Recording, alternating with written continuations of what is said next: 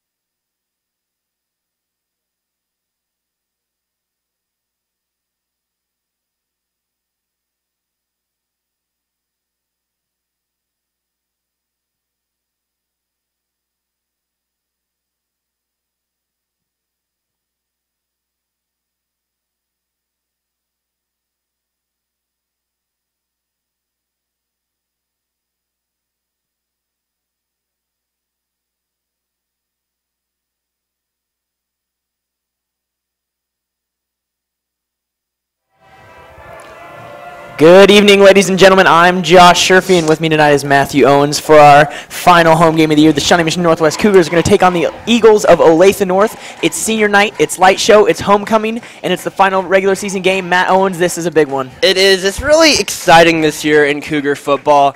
After only winning 3 games in the past 3 seasons, this year's team has really proven to get against the odds.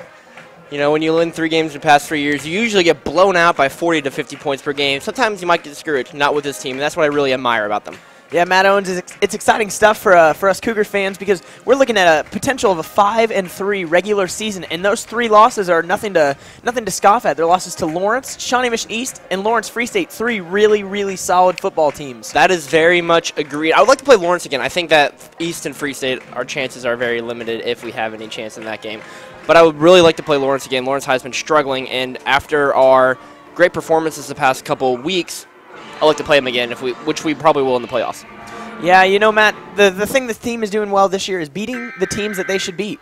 They're beating the teams that they're better than, and that's the way to build a record up that's going to get you a friendly draw. Yes, it is. Yes, it is.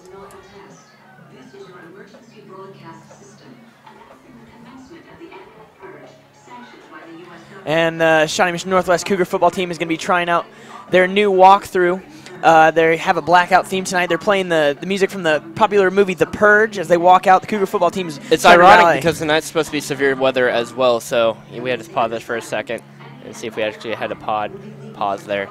But we are back. We are live. We are back. Good to be back, Josh. You missed a couple weeks, but you're back tonight. It's on the call. It's always fun. Yeah, it's been a busy few weeks. Dawson Mesh has been doing a great job filling in for me. Got good things coming from Dawson next year. But I'm happy to be back, Matt. It's always a pleasure to be with you, and I'm really excited for this game. It's going to be the best one of the year, I think. There's potential for this to be a great football game. This and Grandview are the most evenly matched games of the year. And we're going to watch the Shawnee Mission Northwest football team roll up here. Matt and I are going to cut the mics, and you guys can just enjoy.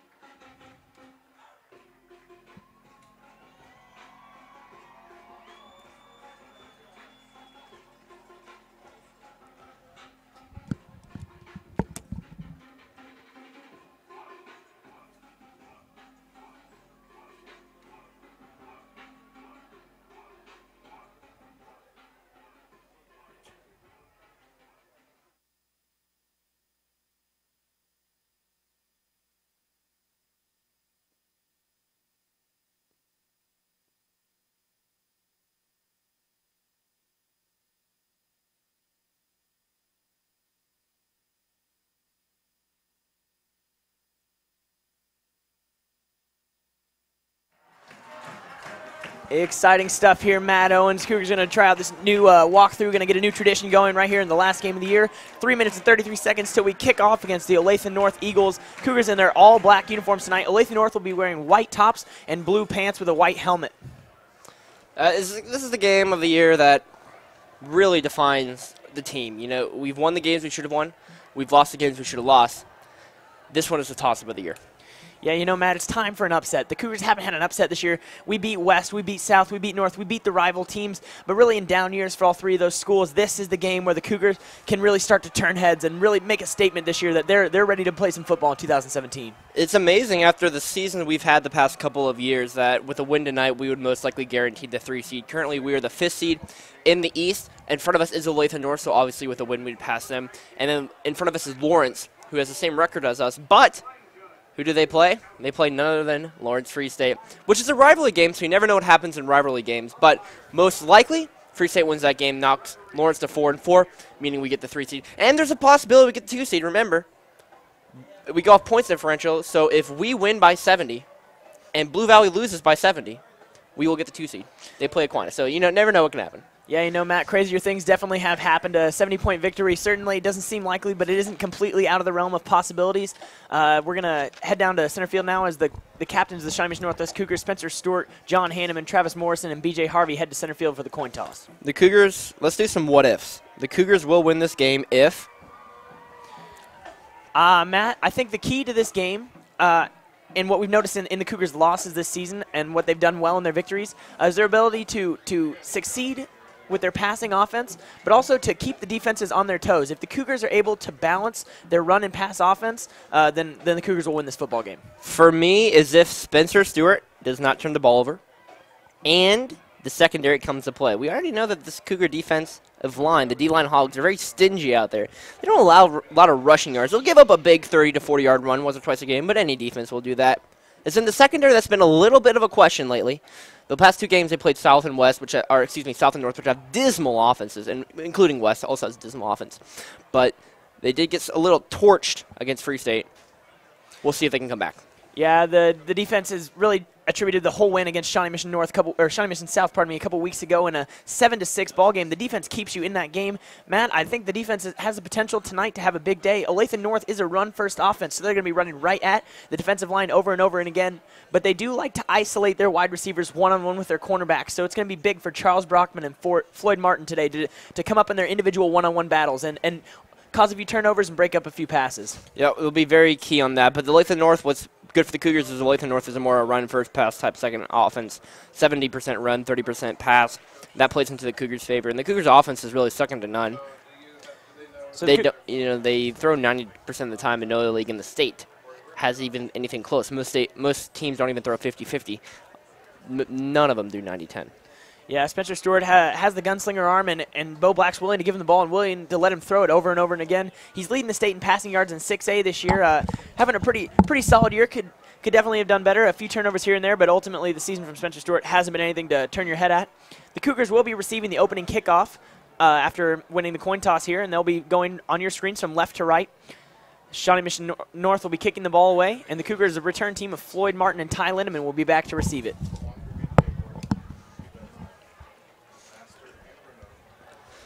Cougars returners, too, I'm just waiting for them to break one open. Floyd and Ty has really impressed me this season. He's only a sophomore, and while he looks maybe deceiving on this one, he's not very tall, not very big. He reminds me of a Darren Sproul, so very athletic in the open field, hard to tackle. Yeah, it really is. Darren Sproul's coming from Olathe North quite a few years ago. Back in those days, he was a shifty running back, can do a lot of things, can catch the ball. Matt made a long NFL career out of making people miss. So here comes the opening kickoff here. Olathe North's going to bomb it away. Let's see if Ty Lindeman can make something happen to start off this ball game. Darren Sproles has been in the NFL for 13 years, and as a running back, that's impressive. Most of them don't last more than 5-6 years. And the ball's away. Sort of a low line drive kick. And it goes off of Floyd, who will go into the end zone for a touchback, so it didn't really affect them.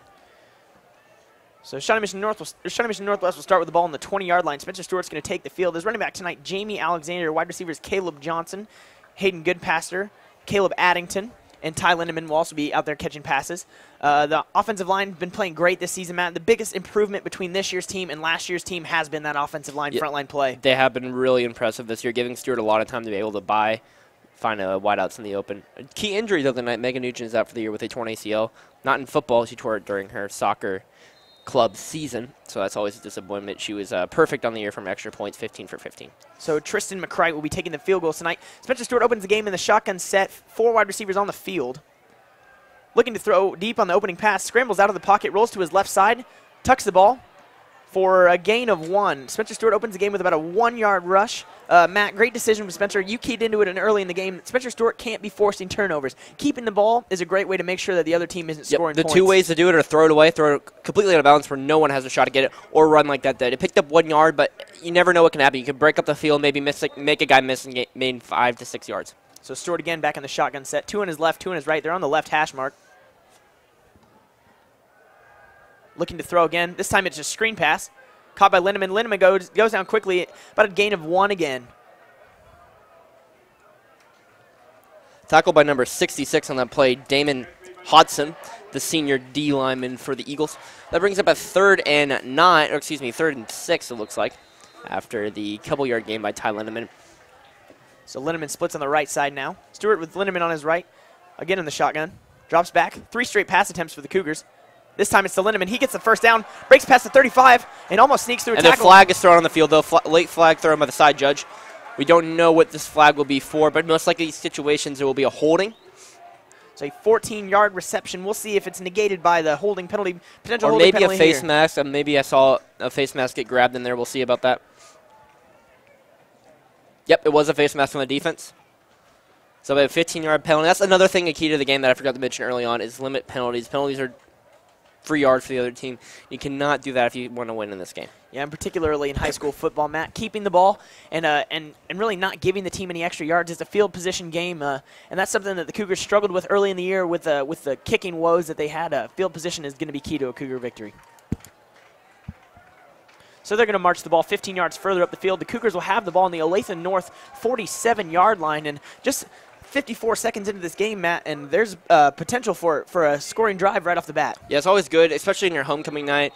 You get that crowd motivated if you go down the field and get that first touchdown. They're in this the slot wideout package, 2 to the right, 3 to the left. Stewart drops back to pass. Looking around, has a man open at the 30-yard line, gets down to the 25, breaks 1 tackle, and shot down to the 28-yard line. A 19-yard reception right there for the Shawnee Mission Northwest Cougars. That's Jamie Alexander coming out of the backfield to make that reception down the field. The ball will be on the 23-yard line. Shawnee Mission Northwest about to break into the end zone in the first minute of the game. A great read by Stewart. You bring 5 wideouts. It's sort of hard for a defense to cover. You're not going to have 5 DBs out there unless you're not having a safety. Or, excuse me, you're not going to have 5 DBs out there. You're not going to have 5 DBs matching against a wideout. You're going to have to bring some linebackers in, and that creates a cover matchup, especially against Jamie Alexander. Ty Lindemann takes it to the 15, to the 10, breaks a man, miss to the 5, and a flag is thrown. Well, man, that guy is agile. Ty Lindemann making people miss. Gets down to around the 10-yard line. Another flag in the field, though. We'll see which way this ball's going.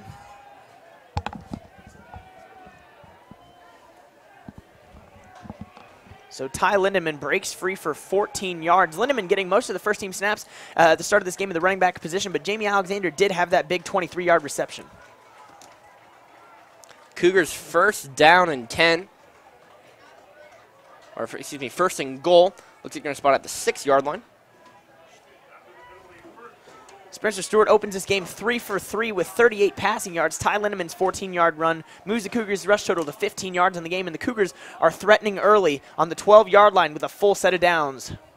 Just 6 yards to go. This will be a huge touchdown for the Cougars. Get on the board early. First as a confidence booster. They go with the Wildcat package here with B.J. Harvey, a very popular goal line package. He keeps it to the 1. Did he get in? Lowers his shoulder. No ruling from the referees yet. Side just comes in. No ruling yet. I do like that Wildcat formation. You bring B.J. Harvey in. You go with the sort of that read option type of play. Either you can hand it off to Alexander or Lindemann to go around the corner and make it a stretch, or keep it and run it right up the gut. Gain of 5 on the play. So B.J. Harvey tucks it for 5 yards. Let's see if he gets another opportunity here to put the ball in the end zone. He is going to be in the Wildcat again. And sort of that meatball package. You have the 2 backs to the left, 2 backs to the right. Looks like maybe a sneak here. Yep, it is a sneak. Harvey head first, Cougar line pushing. We got the jungle duff stuff down there. We'll see if he got in. No signal from the referees. Both judges are in there. No call. And it looks like they're going to... Nope, touchdown. So B.J. Harvey breaks the play into the end zone. The referees rule a touchdown, and just like that, the Shawnee Mission Northwest Cougars are up 6-0 on the Eagles of Olathe North with 10 minutes remaining in the first quarter. Always a good play. The O-line has been played really well this year, so you have no problem with that QB sneak right there. They got the penetration they needed, got the yard to gain for the TD. Yeah, that's a touchdown on the offensive line right there. The big boys up front, Morrison, Bruner, Steinmack, and Hanneman are all pounding down in there and pushing that line across the goal line. McCrack on for the extra point. Struggled early in the year, but was solid last week from the snap. The kick is up, and that is good. No good, excuse me. That one went. It looked almost good from my point of vantage. So McCright opens the game, missing his extra point attempt, goes wide right, but the Cougars still lead 6-0. They'll be kicking the ball off. McCright's going to have a chance to redeem himself and really pin the Eagles back here. Not a good start, though. You don't want to miss those extra points, as we know.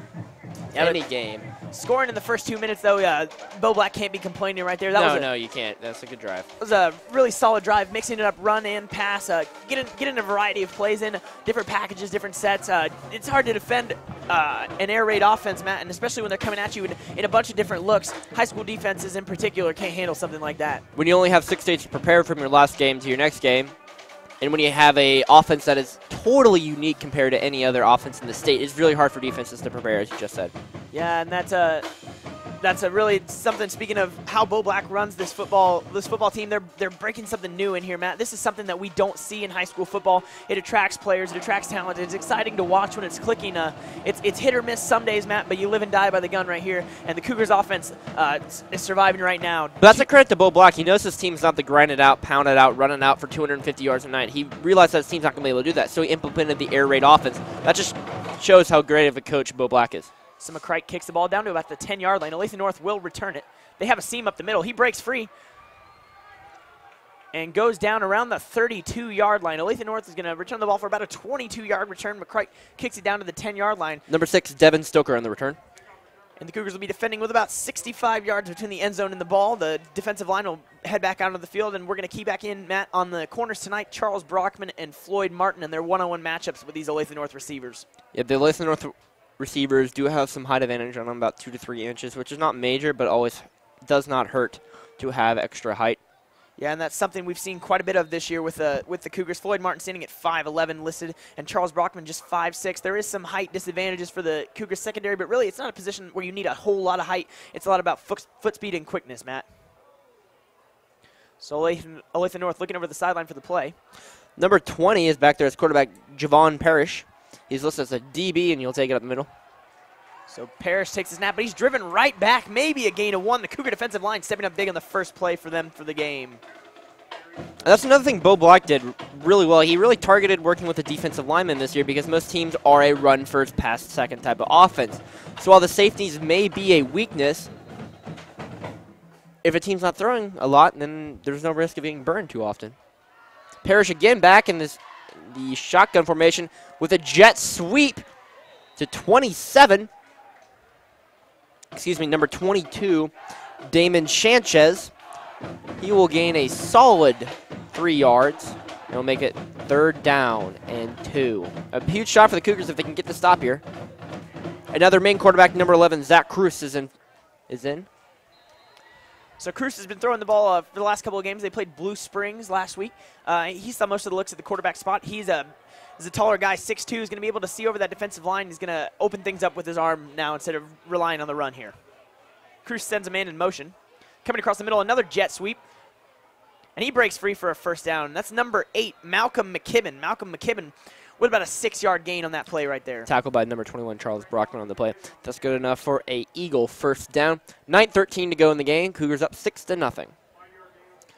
So already Olathe North mixing up with the looks as well. It's not just the Cougars that can play a whole lot of different offenses. Man, that jet sweep, Matt, is something that the NFL has really been using big time. Lots of teams across the league have been using that this year because it makes the linebacker, the outside linebacker, freeze and hold for a second until he knows that the running back or the wide receiver coming across has the ball. Because you have to throw that option. You can also do the jet sweep option read. Some of them you're designed just to hand it off, and some of them where you can fake it, and then the quarterback can run to the left or up the middle. So again, yeah, like you said, it freezes the defender there for a second, which is a huge pause. The second freeze, some of them can't recover. So 4 straight runs to open the game for the Olathe North Eagles. That ball is going to end up back from the line of scrimmage. A negative gain right there for the North Eagles. That was Arlen Bruce, the 4th on the carry. Yes, the 4th. Not junior, not senior, the fourth. Josh, I don't know if I've seen a fourth before. Yeah, that's definitely some family heritage right there. Another jet sweep looking like it's coming across here, and that's McKibben again. He's almost breaks the wrapped tackle in the backfield. Gets back down to the line of scrimmage. A big chance there, though, Matt. That was a negative play right there. Is going to send it to a third and very long situation. The Cougars still in a good spot, though, to get out of this drive. It's going to be 3rd and 11 right here for the Olathe North Eagles. He just got around number 65, Austin White, in the backfield, who if he tackles him back there, that's a loss of 4 yards. But in the end, it's only a gain of 1, so not any damage done to the Cougars. So McKibben gets 1 out of that one. And it's going to be Cruz draw back now. 1 running back in the backfield. Looking to his left side now. Throws it. Their first throw of the game behind the wide receiver, number 26, Devin Stoker. B.J. Harvey on the coverage. So Cruz's first pass of the game is incomplete. And the Olathe North Eagles have turned the ball over on downs. That's one thing that, while watching a bunch of different teams this year, except for Andy Maddox in East, I have not seen a quarterback that has really been able to make a lot of accurate throws. Lawrence quarterback struggled. He had Iko Bowido, which basically threw a screen past him, and that man's to the end zone. He's very athletic. He's getting recruited by K-State and Kansas. But other than that, the quarterbacks have not been anything that I would be scared to leave my man one-on-one coverage. Hayden Goodpasser almost gets around the edge, out of bounds around the 18-yard line. Yeah, Matt, back to that really. Another flag has been thrown late. We'll have to see what that is. But back to your point, Josh. It's been a strange year in Kansas high school football. The traditional powers, Blue Valley High hasn't been as dominant as they normally are. The whole Blue Valley school, Blue Valley North has been a great team this year, but really it's Graham Mertz's team, the Wisconsin commit. Overall, as a league and as a state this year, there's 3 or 4 teams that are at the top, Matt, and there's a whole lot of middle level teams that create some exciting football games, but doesn't really mean a high level football. There's really only 3 teams, in my opinion, that are going to compete for a state title. That is Derby, Free State, and East. Outside of those, it would be great odds of anyone coming. The 4th team, I would say, would be Blue Valley. It's tragic what happened last year, the loss of their head coach to an illness, a severe chronic illness, Eric Driscoll. So that's got to be a loss to morale in that situation. And other than that, Lawrence, they've started off hot, but they've really cooled down lately. They have not shown me anything that makes me want to believe that they have a chance to go in the state title. And you look at Northwest, we're sitting in probably in 6A, the 7 to 8 range, I would say. I think you can flip-flop us or North. We would be 7 8. I think wherever you put us there, 7 or 8, I wouldn't matter. That's where I think that we should be after this week. Especially with the win, we should be 6th or 5th. Yeah, Matt, Lawrence Jesse Lions looked really good when they came in here, but it was early in the year. Shawnee Mission Northwest really hadn't hit a groove yet, and Lawrence had some suspensions. Just a weird game overall. Lots of things that would indicate that a game played now or even a couple of weeks down the road in sub-state or districts is going to be a completely different ball game. And the penalty call on the field was a block in the back against the Cougars, so that'll push them back a little bit more. So the Cougars have a long field to go before they can get some more points on the board. With 7:38 remaining in the first quarter, the Cougars lead 6-0. Only 1 drive thus far for the Cougars, but really a well-rounded drive. B.J. Harvey capping it off with a 1-yard QB sneak out of the Wildcat formation for the touchdown run. We'll see if they just go right back to the bread and butter, spread the offense out, and shoot the ball down the field. It's like the shootout at the OK Corral. So it looks like Goodpasser, Antoine Pinnell, Caleb Addington, and Caleb Johnson are on the field right now for the Cougars in the wide receiver spots. There's going to be 5 wide receivers now. I'm going to split 4 out to the left side. This is a look that Bo Black likes to use a lot of, Matt, overloading one side with their wide receivers. It's not even a trips bunch. It's 4 all the way across the field, really spreading out the defense. Yeah, it's a really good package because you're not going to shift 3 DBs to one side in that situation. You're going to have the 2 corners. Looks like you have the 2 safeties over top, 2 corners to the left, and then you're only playing with 3 linemen and 2 linebackers, so you expose them with the short slant routes. So Stewart looking to get the snap out of the shotgun position, again with his on the right hash mark with 4 receivers on his left. He keeps it himself. The QB run. And gets tackled from behind. A gain of 1. That play really just didn't develop, Matt. There was no hole for him. He ran right into the back of his offensive line. Tackled by number 48, Ryan Huck on the play. So Stewart's keeper gets him maybe a yard. Looks like they're actually going to mark him behind the line. A loss of 2 on the play. Stewart in the backfield. We got trips right, deuces left. Motion again from Jamie Alexander, the halfback. Stewart receives the snap, looking downfield. And a man comes pressure. Fumble! The ball's kicked down in the end zone. That'll be a safety. That's going to be a safety, but the Cougars are able to prevent the touchdown. The ball is knocked out of Spencer Stewart's arms, looks like by number 47 of the Olathe North Eagles, 46 of the Olathe North Eagles, Mason Matz. Yep, it looks like he got that on the play. So Mason Matz knocks the ball out of Spencer Stewart's hand, bounces around the feet of his offensive lineman, ultimately recovered in the end zone by Travis Morrison. Travis Morrison really heads up play to grab that ball, Matt, because that could be a game-changing play right there. Yep. Don't want to give up the 2 points, but really a touchdown right there could have been big. Yeah, it's good to – you maybe want to see him instead jump on it, pick up and run, and try to get it out to the 1 yard line. But, again, it's better than giving up the 6 points right there, because Olathe North offense is nothing special. I think the Cougars can contain them, and you don't want to give up points on offense like that. So that blitz really caught the Cougars' offensive line off guard. 2 guys snuck through and got to Stewart really quickly there. Tristan McCright's going to be able to punt the ball away again here. Give it up to Olathe North. They're going to have some decent field position. Obviously, we're not kicking it as far as we are in the pros, but again, the Cougar defense has an opportunity here to really show that Shawnee Mission South wasn't a fluke, and that playing great against the teams like Shawnee Mission West and Shawnee Mission North is something they can do every single week. And it looks like they're going to have him tee it off from the 20. Usually they punt it away, but it looks like not tonight. McCright will be booting this ball away. Olathe North has 2 back to receive this kick. Looks like it's number 22, Damon Sanchez, on the right-hand side here. McCright with his run-up. And the kick. Booted away. Sanchez will catch the ball on his own 25, picks it up, decides to run with it. Sanchez through the middle. Another big gain. He's still not down. A nice scrappy play to get the ball to the 44 yard line, excuse me. So Damon Sanchez gets up to about the 43, 44 yard line, and Olathe North is going to have good field position here to build off the momentum they just got from that safety. This is a really big key moment for Olathe North. Their defense came up big with the safety. Now it's their turn, the offense's turn, to try to put some points on the board. We'll have Crust in the shotgun formation. We got 2 left, 2 right with the man in the backfield. So the ball pretty much in the middle of the hash marks here. Crust in the shotgun with a man behind him. Looks to pass early. That pass in and out of the hands of number 26, Devin Stoker. Devin Stoker has 2 targets tonight and 2 incomplete passes for Kraus. B.J. Harvey on the coverage there. Looked like a good opportunity there for some quick yards from Olathe North, but B.J. Harvey's right there in the coverage. Another big play from the secondary today. So Olathe North shifting in a new package here. Kraus stays on the field. Looks like he's going to have an opportunity to receive the snap again. Looking towards the sideline for the play. Olathe North, Matt, today not in a rush at all to get their plays off. They like to slow it down as an offense and really take a look at what the defense is going to give them before they run their play. And remember, the first 2 plays of the game were the Wildcat formation. They decided not to go with Crust, and they'll put Crust back there as they run up the middle. And it bounces off one defender, and a good run there by number 43, Arlen Bruce IV. So Arlen Bruce IV gains about 8 yards on that play there. And Olathe North is going to have a 3rd and short opportunity here. Olathe North doing a great job mixing up the play call tonight, something that's keeping the Cougar defense off balance. But the Cougars have found some success defending the pass game. They still have yet to complete a pass tonight.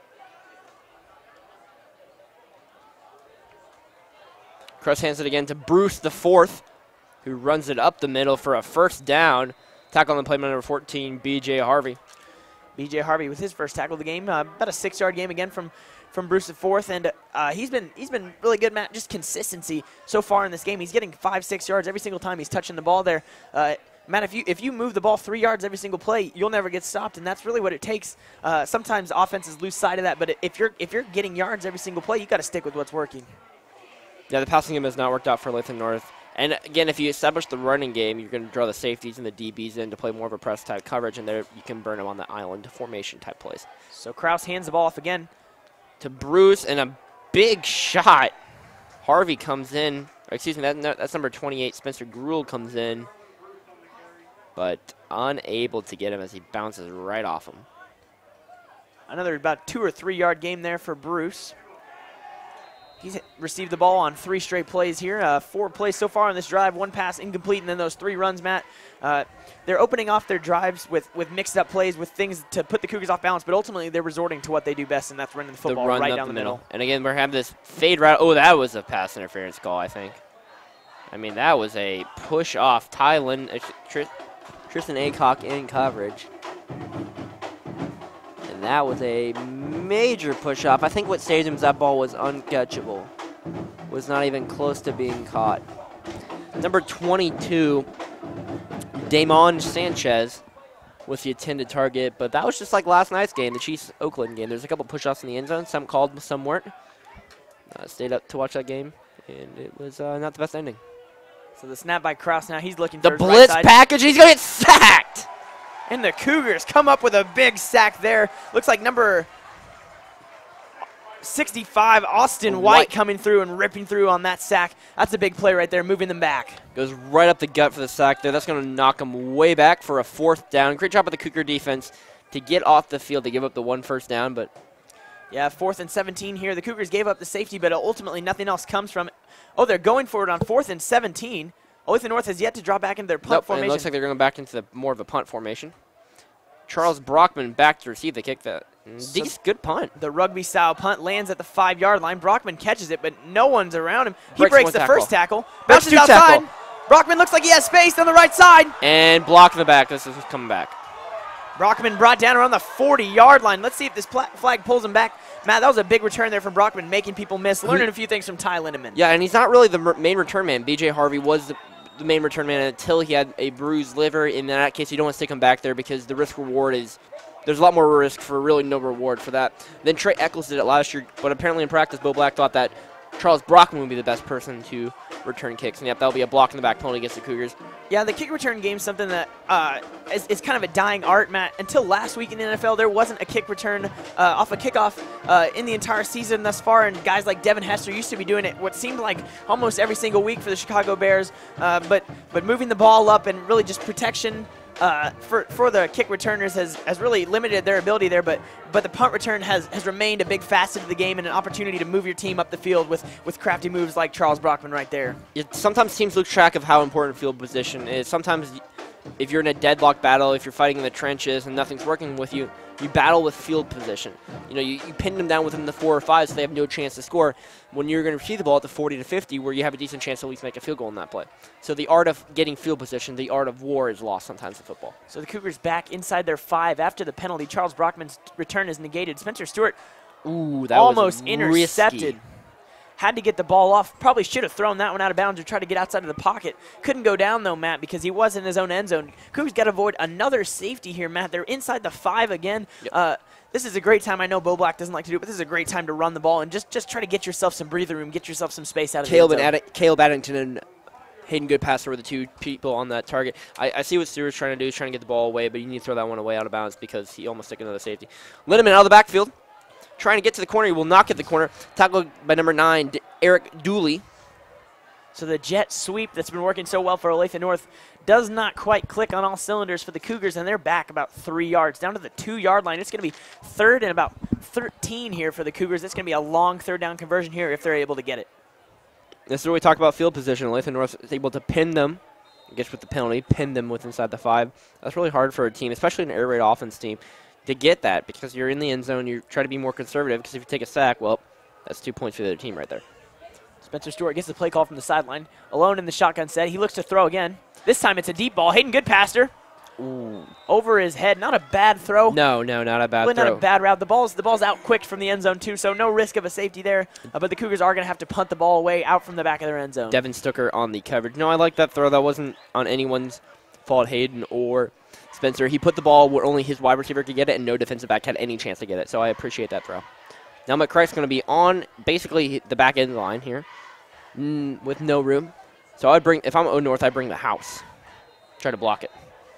Yeah, McCrike's not going to have a lot of breathing room here, Matt. He's going to have to get this ball away quickly, maybe a rugby-style punt just to get it off, not have to worry about where the seams are.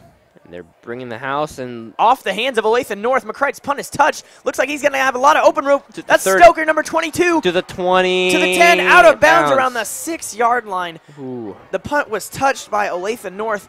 McCrike's punt barely gets off, but they are going to have the ball around the 6-yard line. Matt, again, field position. Field position right there. It's right back to it, and this time Olathe North is going to be staring right into the end zone. They don't even have 10 yards, Matt. They can't get a first down without scoring. No, we'll see if the Cougar defense is able to step it up here. Maybe force them to a field goal opportunity. I do not know what their kicker's like. They don't have any game tape on that to watch a kicker, so I don't know if they're going to bring them out on a 4th down or if they're just going to try to. If this is 4-down territory to gain 5 yards. They're back in the Wildcat that they opened the game with here. Going to look to run the ball up the middle here and get into the end zone. And a keeper on the Wildcat takes it to the 5 and touchdown. Eagles. Number 20 for the Olathe North Eagles. That is Javon Parrish. Javon Parrish with a touchdown run of about 6 yards. And just like that, the Eagles are on the board with an opportunity to take the lead here with an extra point. Currently the score is 6-8 with 3:23 to go. So the Cougars defense was able to hold for about 8.5 minutes, but really not a lot they could do there, Matt. They have 6 yards to defend right there. That's a scoring opportunity just waiting to be had right there. So the Cougars are tied right now, but this extra point could push the Olathe North Eagles up in a big game here. Let's see if they can convert. Number 82, Jacob Large on the kick. Snap the hold. The kick is up. It is good. The score 6-9. Yeah, so the safety there in the possession before from the Cougars is going to put the lead up to 3 points, especially with the missed extra point attempt. So they're going to be down a field goal right here with 3:23 remaining. They're going to receive the kickoff from the Olathe North Eagles right here. Enough time in this quarter to get a good fluid drive together, Matt. But really, they got to find something. They got to get out of in front of their own end zone. Yeah, the past two drives have really done nothing for the Cougars. They've had that fumble strip when they fell in up for the safety where it gave them, the Eagles back the ball, and then they had that play or that drive where they gained -2 yards and they had to punt it away. So really, the past two drives have done nothing offensively for the Cougars. We'll see if they can get back on track here. Let's just drive. Yeah, and other than the first possession, Matt, the Cougars have been predictable with their play call, with their formations. That's not something we haven't seen before, and Olathe North is a good enough team to identify formations and tactics and strategies and plays that they've seen in packages, and they know what to do when they locate something that they like and can pull in a blitz or drop into coverage and make gaining yards almost impossible. Jacob Large on the kick, and a booming kick. They'll be taking, it looks like, about the 2-yard line. Floyd Martin on the kick takes it to the 10, to the 15, to the 20, to the 25, to the 30, and another flag's thrown in. So don't everyone sit back down on the couch. This one's coming back. Floyd Martin about 33 yards, shaking his head out in frustration. That's 3 kick returns today. They're going to be moved back from Cougar penalties. Matt, you highlighted it early. Penalties and turnovers. A turnover results in a safety, and penalties are pulling the Cougars back again, and again, back behind the 20-yard line. You could have 200 to 300 more offensive yards than the other team, but if you give up 100 yards in penalties, your chances of winning are very, very limited. Yeah, and it's free yards, Matt. It's like walking a guy in baseball or a penalty kick in soccer. You're just asking to get scored on. You're just asking to give up points when you're continually having yellow flags. Perfect reference in baseball in that situation. Not very many teams are going to get 4 straight hits off you, but if you walk 2 guys in there, the chance of getting 2 straight hits are not great, but they're a lot better than getting 4 straight hits. Same in football. I mean, you start at the 10 versus the 30. That's 20 yards right there. That's 2 first downs difference. That's huge for this offense. That's been struggling so far in the first 3 drives. Addington, Lindemann, Alexander, and Caleb Johnson are our wide receivers. Spencer Stewart, again, alone in his backfield from about the 10-11-yard line. Spencer Stewart sends Lindemann in motion, receives a snap, looks for the screen pass through the middle. The whole offensive line has moved forward. Look at this play right here. Jamie Alexander making people miss down to the 35-yard line. A 25-yard gain. 25-yard gain. Jamie Alexander with the reception. A genius screenplay there. Moves a whole offensive line up. Spencer Stewart left out to drive, but he got the ball up early enough. That's a good running back screen that we've seen run this entire year, seen that run a lot in practice, and that's really good because you draw the defenders. You see the defenders see the golden nugget. They see Spencer Stewart unprotected, 3 guys running at him like, hey, I'm going to hit him, I'm going to get the sack, I'm going to get the fumble. And then they realize, oh, wait, it's a wide receiver screen, all your linemen's moving up, and then at the end, you get burned. Spencer Stewart through the middle, Caleb Johnson. Caleb Johnson's going to get a first down. That's a 12-yard reception with a quick slant from Caleb Johnson. Tackled on that play by number 31, James Thompson. And a great play by the Cougars there. They don't need to go for 40 yards every play. That great slant pass. A lot of DBs are not going to be able to move on a dime. They'll bring up first down and 10 Cougars. They're trailing 6-9 with 2:51 to go in the first quarter. Looks like we're going to have trips right with Caleb all alone on the left-hand side. And Ty Lindemann in the backfield with Spencer. Cougars slow down their offense. Look to the sideline here for the play call. Lindemann back in motion on the left-hand side. Spencer Stewart once again alone in his backfield. Jamie Alexander also shifting over to that left side, moving around the Olathe North defense. The blitz comes. Spencer Stewart able to avoid pressure, gets some room up the middle. And gets walloped. Stood up by Olathe North. Looks like that was number 48, Ryan Huck. Ryan Huck with a big tackle, but Spencer Stewart, again, Matt, no turnovers there, 3-yard gain. Solid play for the Cougars. Yeah, I agree with that entirely, Josh. He did not force a throw, which we've seen him do this entire year. He's getting better in the past 4 weeks, but beginning of the season, he was really bad on forcing throws, and that's what I'd like to see. I would like to see him slide, though. If he has no chance to break the tackle, just get down, no risk. You don't want to risk yourself of getting hurt because we don't have a backup quarterback. Looked like they almost got Olathe North to jump there with the hard count. Spencer Stewart looks over to the sideline. We're unable to draw the foul. They have 4 wide receivers on the right side. Spencer Stewart again alone in the backfield. Haven't ran the ball yet on this possession on a designed run. Stewart looking for the screen again. Again, pressure.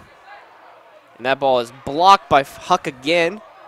Ball in the backfield. That ball is a clear forward motion pass. So that ball will be incomplete, bring up 3rd down and 5. North only bringing 3. They're dropping everyone back in coverage, and that can give Stewart a little hassle there. The O-line's giving him time to throw it, but when you have 8 guys in coverage, it makes it a little hard to do that. Yeah, you hit the nail on the head there, Matt. They're not bringing a huge pass rush, but if everyone's caught up downfield, can't break free, 3 guys will get through if you give them long enough. If you're standing in the pocket 5-6 seconds, they're going to break free. Their O-line can't hold them forever. Stewart again in the shotgun, deuces left, trips right. The rush of 4, drops back to pass, tries to go downfield, and caught! What a catch! Jamie Alexander catches the ball on the 21-yard line, extends on the play for 27 yards. Jamie Alexander, 3 receptions today, all of them over 20 yards. Excellent throw from Spencer Stewart right there to really set up that big reception from Jamie Alexander. A nice risk-taking there on the 3rd and 5. They don't go for the short slant route to get a couple yards. They go for the Hail Mary type of play, and they get 31 yards. Beautiful play. So that puts Spencer Stewart dead even on 100 pass yards today. He is 5 for 8 today, Matt. 3 incomplete passes. Not a bad day for Spencer Stewart good play at all. at the time. And that ball is dropped, though, on the play. Was that Dylan Bruner? Dylan Bruner, the lineman, is checked in as an eligible receiver, looking to receive that pass. They're mixing things up. Matt, I highlighted it before this drive right there. Yeah, excellent play calls. These are looks that we haven't seen. The screen pass that we've seen all year, they hadn't broke it out yet. This play right here, we're checking in a lineman as an eligible receiver. It's things that Olathe North doesn't expect, and you cannot be predictable against a grinded-out defense like this. 1:16 to go. Spencer Stewart comes to the sideline with a check with me as the referees are discussing if they're going to throw maybe an ineligible receiver penalty on that play. He didn't catch it. Would just over the head of Dylan Bruner on that play. I think they're discussing whether or not Dylan was an eligible receiver. If not, that'll be a 5-yard penalty and a loss of downs. And they're still discussing, taking their sweet time. Yeah, tea party around the white hat here on the 21-yard line. 1 minute and 16 seconds remaining in the first quarter. The Cougars trail 9-6 to the Olathe North Eagles. Olathe North 4-3 in the season. The Cougars 4-3 as well. This is light show and homecoming night. Stick with Matt and I during halftime, and also after the game we'll have coverage of both those big events. A big night here at Shawnee Mission North Stadium. The stands are full. The fans are ready. Matt, this is going to be a good football game right here. Let's see what the call is from the official. Illegal touching by the offense against Dylan Bruner. That'll be a 5-yard penalty and loss of downs. So Dylan Bruner did not check in as an eligible receiver. The pass was thrown to him, although it was incomplete. He's still involved in the play, and just like that, the Cougars are going to be back 5 yards, back down to about the 25.5 It's better than the other possibility, though. He was still in the pocket, and that ball did not really cross the scrimmage line, so that could have been intentional grounding. Instead, they give him the 5-yard legal touching. Both the penalties result in a loss of down. Stewart in the shotgun. We got quadruplets left in that sort of that bunch package right off the line in the slot formation. Then we got the one wide out to the right. We got Johnson all alone, Hayden all alone. We got the triplets over there, Lindemann, Aycock, and Addington. Stewart drops back to pass, 3-man rush. Finds a hole. Did Addington hold on? No, he did not hold on. He got lit up by number 20 on that play, Javon Parrish. One that you'd like to see held on to, but that was a very nice hit there by the O-North defense. Yeah, number 77, Drew Rediger, got around the edge on the Shawnee Mission Northwest offensive line and wrapped up Spencer Stewart, brought him to the ground pretty hard after that throw right there. Spencer Stewart pops right back up, but not the hits you want to see your quarterback taking early in a football game. Especially when you have no backup quarterback on the roster. Your freshman quarterback is a converted wideout. Your current JV quarterback is a converted wideout, and the person who secondary plays quarterback is a safety. So you do not want him to get hurt. Yeah, Caleb Johnson played quarterback his freshman year, was taking snaps in the warm-ups today at the backup quarterback position. He was taking second-team snaps, but certainly not an ideal situation. Got to protect Spencer Stewart. And he did take the snaps last week when the Mercy rule was put on when we were up by 50. We didn't see any throwing, of course, in that time. You're just trying to run out the clock. But he was the one who came in after Stewart. So Stewart again alone in the shotgun package. Olathe North just has one safety back right now. Good opportunity right here to throw a fade to Hayden Goodpasser and really take advantage of his height. Stewart He runs around looking for the flag. The ball's there. And it's caught by Goodpasser. Trying Dragging to his push the defenders line with him. forward, and he's going to be stopped just short of the line. Good job by Goodpasser to gain some yards. Now it's time for a Bo Black decision. Do you bring the kicker out or do you go for it here? Looks like we got a 4th and 4 on the play. We'll see what Bo Black wants to do. Look, they're going to go for it. So Hayden Goodpasser's first reception of the game goes for 12 yards, 36 seconds left on the clock in this quarter, 4th and 6. Linneman on his right side. Stewart gets a hard count. Looks like he almost got Olathe North to jump again. That's twice now that Stewart's just inches away from drawing that offsides flag right there. The hard count's always a good play to run here as 4th down, because you can always take that clock down and burn a timeout. See the play clock. Note the play clock is below the game clock, so they will have to hike it before. They have 5 seconds to clock, and unless they want to take a timeout here, we'll see what Bo Black wants to do. And it looks like they're going to take a timeout. Yep. Timeout Cougars, 6.5 seconds to go in the first quarter. They trail 6-9. They'll take it into the huddle and see what they try to do coming out of this play. I don't know. What do you think, Josh? Go for it or kick the field goal? I was about to ask you the same thing, Matt. What do you want to see here from Bo Black, and what do you expect to see right here from this Cougar offense? I think this is actually where the Megan Nugent injury comes into play. You're at the 17, plus 10 is a 27, plus about 6 to 7 yards. Setup, that's you're looking at about a 34-yard field goal. If Nugent is active, I say kick it, tie this game up, because points could be a premium at this game, or it could be a shootout. I don't see it being a shootout, but it might be later in the game. Yeah, we're gonna see how much confidence that the Cougars have in Tristan McCright, and see if he can knock through this 34-yard field goal. If they don't feel like he can do it, Matt, I see no reasons why the Cougars shouldn't be going for it here. Put your faith in your offense, put your faith in your quarterback and your senior receivers, and live and die, like I said, live and die by the gun, live and die by what you do, and that's throwing the ball and look for a quick slant again, like the one that we ran to Caleb Johnson just a couple minutes before in the previous drive right there. See if we can get something quick hit to get these 6 yards. Looks like the offense is, we'll see. So, nope, it looks like the kicking team's out there, McCright and Addington. So Bo Black has faith in his kicker. That's a good thing to have, because that's one person that you want to have faith in, especially in a late game situation and try to win or tie a game. Yeah, and after missing this extra point attempt, if McCright is able to make this field goal, it's going to boost his confidence, because if he comes up with a moment in the end of this game where we need a point, where we need a kicker out there, we got to make sure McCright's confidence is high. Right here from the left hash mark, McCright with the kick killed Addington with the hold, an opportunity to tie the game with 6 seconds left in the quarter. Be a 38-yard field goal. Ooh, almost jumped off. Oh, I think he jumped off sides there. The snap, the hold, the kick is up, and that is no good as it snipes the referee. So McCright, 0 for 2 from extra points and field goals tonight. Not a good start for Tristan McCright. Definitely not what you want to see. There's a reason why Megan Nugent's been taking the kick. She's been so consistent, Matt. She hasn't missed an extra point yet, and that's points every single time. That's something you got to value as a coach and as your teammates, just knowing that when you put the ball in the end zone, the ball's going to be going through the uprights right after. As the crowd just started to yell Megan, and she looks back at them. Obviously unable to kick due to her ACL injury. 2 seconds off on the clock. Cougars down 6-9, and you put the field goal and the extra point up there, we should be up 10-9. Yeah, so McCright's miss may come up big. The Cougars are going to hope that doesn't come back to haunt them. Olathe North is going to have the ball now. It's going to be Kraus in the shotgun. 17-yard line.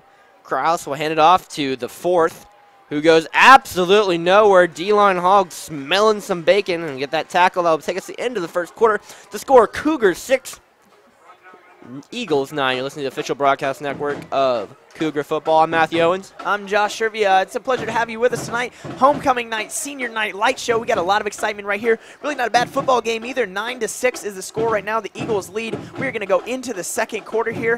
Matt and I are with KUGR, the KUGR broadcast network right here, the live stream for Cougar football. If you can't make it to the game, you can be right here with us in the box watching this great season of Cougar football. The Cougars are 4-3, looking to improve their record to 5-3 and ensure a winning season. Matt Owens, ensure a winning season. We are talking about a Shawnee Mission Northwest football team here having a winning season. Excellent, excellent stuff. The first time since 2010 when Aaron Barnett was at the helm.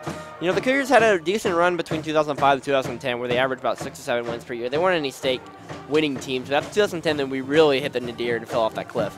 We averaged about 2 wins after the 2010 season, and maybe this is the rebirth. the resurgence of the Cougar football program in the Shawnee Mission area. Yeah, and it's really hard to build a football program, Matt, once you lose it. It's such a difficult thing to do, and schools like in college football, schools like Alabama, every single year are competitors, every single year. But they get to pick who comes and plays with them. They're like the Miages of the world, the Aquinas, the St. James. They get to pick and essentially handcraft a team, and Shawnee Mission Northwest has to deal with what they get. And in mediocrity, you're not drawing players in. Your 7th and 8th grade kids are seeing these mediocre football teams on the field, and they don't want to play for them, so they're going to go play at these Catholic schools. But Bo Black has built a brand of football here that's exciting to watch, and it's fun to play, Matt. And I think right there is the key. It's fun to play football at Shawnee Mission Northwest again. Yes. So we're going to stop losing players in middle school and potential here for a winning season to continue year after year after year. That is the goal of Bo Black, to build a program and stop having the 8th graders get recruited by schools, and we'll name them, but I think we all know which ones we're talking about. And then they get, scholarship offers for academics, even though they're 1.8 GPA students. Back to football, though, 11:50 to go on the clock, and that run goes about for 4 yards. I'll bring it by 3rd down and long, with place into the Cougars' hands. They really have 2 options here. You can drop, you can bring another DB on and drop back in coverage, and the O North, so far O North passing offense has not threatened me at all. It's not threatened the Cougars at all. Or you bring the blitz, you bring 3 more, you bring 2, total of 4 to 5 D-line hogs, and try to get the pressure in the back and force of bad throws. So really, if you're Vesta right now, you have a couple options to go with. 31 rush yards in the game. D-line playing really well, limiting the rush. Not a whole lot of pass yards either for Olathe North, as Kraus looks to throw the ball. This time fakes the handoff, looking long, tucks it, the deep pressure gets through. He can't find any space, bunched outside, and gets it away. Great job there by the Cougar defense on that play to force the throw basically just to save the yards. Yeah, excellent pressure. They got him outside of the pocket, and once he was and out a flag is thrown late. I'm sorry to interrupt you, but in the late-hand quarter, after the play was completely done, a flag was thrown by the head referee. I'm not even sure who it is on. I didn't even see anything happen. I just was watching the field and saw a flag get thrown. So again, gathered around the white hat, this time on the 20-yard line, right around the 1st down marker. We're going to see what happens here. This flag came in late. Matt saw it bounce in here. We'll see what it is here on the ruling from the official. We got intentional grounding against them. That's an interesting call there. I don't know if that was intentional grounding. I believe the ball went past the marker, and he was outside the pocket. He was clearly outside the pocket. He was right by the end line, and I guess they're saying that the ball did not cross the line of scrimmage. A questionable call, I would say, for the Eagles. That brings up 4th down and 17, obvious punting situation. And here we go back with the field position game. That penalty is going to knock them back a decent amount, where you're going to get the ball at about the 35 to 40-yard line with great field position to score. Yeah, an opportunity right here to take the lead and make Tristan. And the Craig Cougars are forget coming about for that it. field goal. They're bringing the house. High snap. Oh, almost got blocked, but that kick is pooch. Everyone needs to get out of the way. You don't want to touch that ball. Will go down. Looks like at the 21-yard line. The Cougars are in great field position here to score. Bo Black got excited right there, bounced out onto the field, almost got to about the 30-yard line when he saw that punt land. 20-yard line, the Cougars are going to have field position almost as good as Olathe North's at the 6-yard line earlier in the half. That's where the field position comes into huge play right here. You only have 20 yards to score versus, if you push them back when they have to go 80 yards. A big difference here. Let's see if this Cougar offense can put 6 on the board to take the lead in midway through the 2nd quarter. Stewart will trot back out there. Looks like we're going to have trips left. Deuce is right.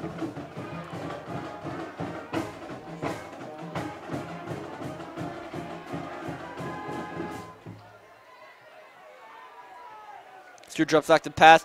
Oh, he's going to be sacked on the play. A huge sack by number 77, Drew Rideker, the senior 205-pound D lineman. That is a huge sack.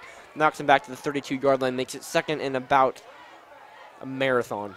Matt, that play can't be undervalued there. That's a big play. Just like that, moving the Cougars back almost 10 yards. They had an opportunity in scoring range. They were at the 20. They were in the red zone when they started with this ball, and now Spencer Stewart's going to be taking the snap, standing on his 38-yard line. That trips left, Deuce's right package back in the play. So the Cougars, pardon me, Cougars look back to the sideline here. Going to get a play call. Big play, Matt. Spencer Stewart's got to be trying to get these yards right back here on this play. The ball's aired out. Hayden, good passer to the left side. Oh, over his head. Ooh.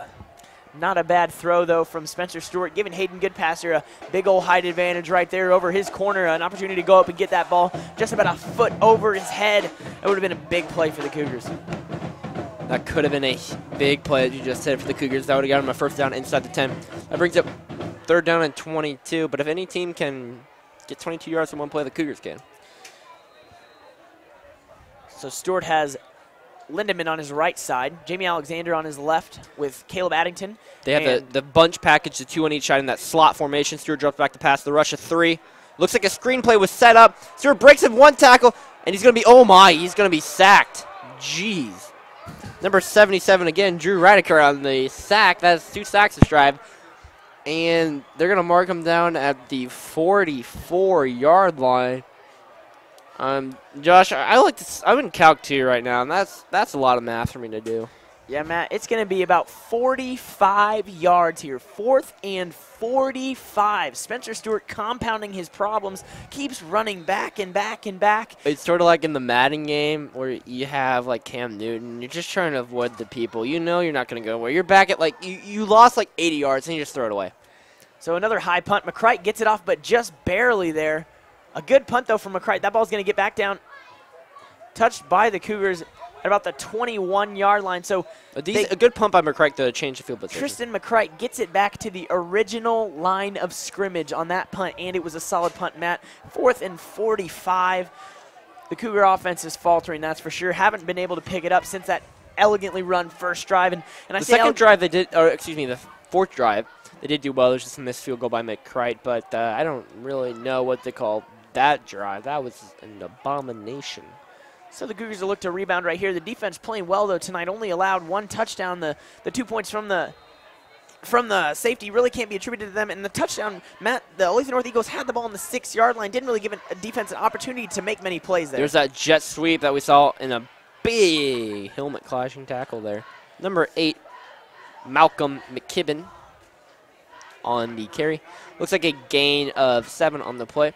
Makes it 2nd down and 3. So Spencer Gruhl lays down the line there, and it's going to be Kraus again. Kraus hasn't got anything going, Matt. 1 completed pass for 5 yards, and we're looking at 8:45 remaining in the 2nd quarter here. Kraus has got to find something going offensively because the Olathe North Eagles are not going to be able to run the ball right at the Cougars all game long. The jet sweep again by number 22. Damon Sanchez gets good enough for a first down. Yeah, I agree with your point there, Josh. Right now they're strictly run. Any pass has not been one bit effective against this Cougar defense for 2 reasons. 1, the coverage has been decent, hasn't been anything outstanding, and 2, Kraus is just missing his targets. Yeah, Kraus started off the game with 2 incomplete passes, 2 open receivers. Just not a great game from the quarterback, but these jet sweeps, Matt, these jet sweeps that we keyed in on earlier are causing all sorts of problems for the Cougars here. Back and forth, left and right, they're freezing linebackers all over the place. The jumbo package hands it to the 4th. You'll run it up the middle for a gain of 1. They've really run that same package the past 4 plays where you have the 2 running backs or a fullback right in front of the quarterback on left and right, and you only have 1 wide out, not even split out wide, just basically off the end of the tight end. I'll bring up 2nd down and 9 after a gain of 1 by the 4th man, Arlen Bruce. Arland. So Arland. 4 ball carriers so far tonight for the Olathe North Eagles. Only 2 players targeted. That's Stoker and Sanchez with targeted passes, and Kraus has 1 completed pass. Another fake jet sweep. This time it's a read option. Pitched out right to the right side. Bruce. And he goes nowhere. The Cougar defense there really swallowed him up. Charles Brockman on the tackle. This sketchy, slimy DB comes in there for the tackle. Yeah, Charles Brockman sneaks into plays and busts things up. He's all over the field, Matt. He's easy to miss, but definitely when he lays down the law, there's no way you can miss that hit right there. I have a question. Okay, so Arlen Bruce the 4th, right? Do you think I just feel like that would get awkward at family gatherings, wouldn't it be? Because think about it. A generation's 20 years, right? So this guy's probably 18. So maybe his great-granddad's alive, be about 98. He would be pushing it, but I believe Arlen Bruce has good genes, and his dad's good. And then his granddad's 68, and his dad's, 38 is his dad, 58 is his grandpa, and 78, so is his great-grandpa. Just, if we're at a family picnic, right, how many times do you want to say junior the second, the third, and the fourth, because I don't want to say that very long. So just think about it. If you're playing pickup basketball, and you're like, I pick Arlen Bruce. Well, all four are going to stand up. I mean, I'm sure the granddad's just wanting to play. He's ready. He's ready to hop in there and play some b-ball. But then which one goes? See, this is confusing. I don't know why you go down to fourth. I'm not questioning him. I would like to get interviewed after the game and find his family lineage. So the last play by the Olathe North Eagles brought back from a penalty. Kraus drops back to throw. The blitz, he's sacked on the play. And a big, big play right there. Austin White, big ol' Austin White coming in with a sack right there. That's his second sack of the game so far for Austin White, disrupting things. Matt, the Cougar defense was listening to you right there. They weren't too happy with Arlen Bruce and the Olathe North Eagles right there. And just like that, they're going to have an opportunity to get the ball back with 6 minutes left in the half. Kraus will be seeing White all night. After that hit. So Olathe North is going to punt the ball away. Hayden Goodpaster dropped into this punt returning role. As Charles Brockman earlier, Goodpaster now standing on his 39-ish, 40-yard line right there. The Cougars are bringing the house again and blocked! That kick is blocked. Picked up by the Cougars at the 34. He's trying to run around to the 30. He's going to be tackled down by number 2, Dayton Jackson. But the Cougars bring the house again. They almost got so close to the one previously, and they're able to block that one. Looks like Tristan Acock on the block. So Tristan Acock doesn't look like he got his hands on the ball. Got a hold of the kicker's leg and impeded it from going forward there. No foul, though. The ball's still in the kicker's hands, and the ball was recovered by the Cougars. They're going to have an opportunity to get points right here. 5:50 remaining. They are down 3 points, and a touchdown could work miracles for the end result of this game. A huge play with 5:50 to go left in this half. The Cougar defense and the special teams. Special teams is another thing that no one really talks about, but they can be of great importance. Great importance, both from a kicking standpoint and from the receiving standpoint. So Spencer Stewart lines up with Jamie Alexander, the bigger of the two halfbacks, on his left side. Maybe giving him some help with blocking, Matt. Keep him in there and slow down the Olathe North pass rush. He's going to be on the left hash mark from about the 27-yard line. Steps up to his offensive line, relays the play. Alexander switches to the right side. Stewart hands it off to Alexander. Alexander has a hole up the middle, dragging someone with him down to the 16-yard line. Jamie Alexander, an 11-yard carry on his first carry of the game. Jamie Alexander gets things going for the Cougar offense. Tackled by number 20, Javon Parrish. Good enough for a Cougar first down. And right now the Eagles are in a blitz first type package, trying to get Stewart to either get sacked like he did on that one, he had a 4th and 44, or at least be pressured enough to not find a wideout. And that sort of worked so far, but on that play it did not work for them. Yeah, great recognition. The fake pass right there to hand it off to Jamie Alexander. Jamie Alexander gets back to about the line of scrimmage. Mixing the play calls up again, though, Matt. They're not in a rush offensively. They've decided that they're going to analyze and break down this Olathe North defense, relay the plays, see what they get from them, and give Spencer Stewart the opportunity to work with what he's got in front of him. Ty Linneman checks in for Tristan Acock. It'll be second down and 10. Stewart in the shotgun. He's going to have the two slot wideouts to the right. And with Hayden up top, Caleb, they're full out wideouts. Lindemann in motion. They bring the 4-man rush, and it's passed by Johnson, who did a nice circus there. Bobbled it about 4 times, but it was held on to that play. Man, that was bad grammar. That's all right, though. That's why we broadcast, not right. Number 31, James Thomas on the tackle.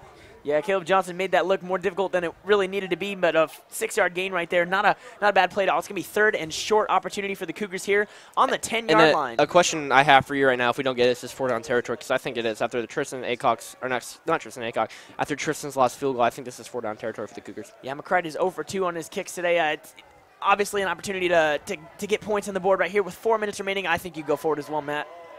So Stewart steps up to his line of scrimmage. Maybe trying to draw him off again here. It's a running back snap. The end around. The quarterback throw. Oh, it is just over the head. Oh, a beautiful play design. Caleb Addington. The direct snap to Ty Lindemann. Pitch to Caleb Addington. Spencer Stewart runs a wheel route. Ends up in open space. And no one was within a 10-foot pole of him. Just over the head of Spencer Stewart. Spencer Stewart. And the Cougar offense is now heading off the field. They're going to give Tristan McCrite another opportunity here. Try to tie it up. Oh, you want to have – that's a play. If you get one play to have back in the game, you want that one back. Oh! Caleb Addington, a big opportunity right there just over the head of Spencer Stewart. And the kick is up, and it is good. Tristan McCrite on the kick, and he will tie this game up 9-9 with 4 minutes to go in the first half. You're listening to the official broadcast of Cougar football. I'm Matthew Owens.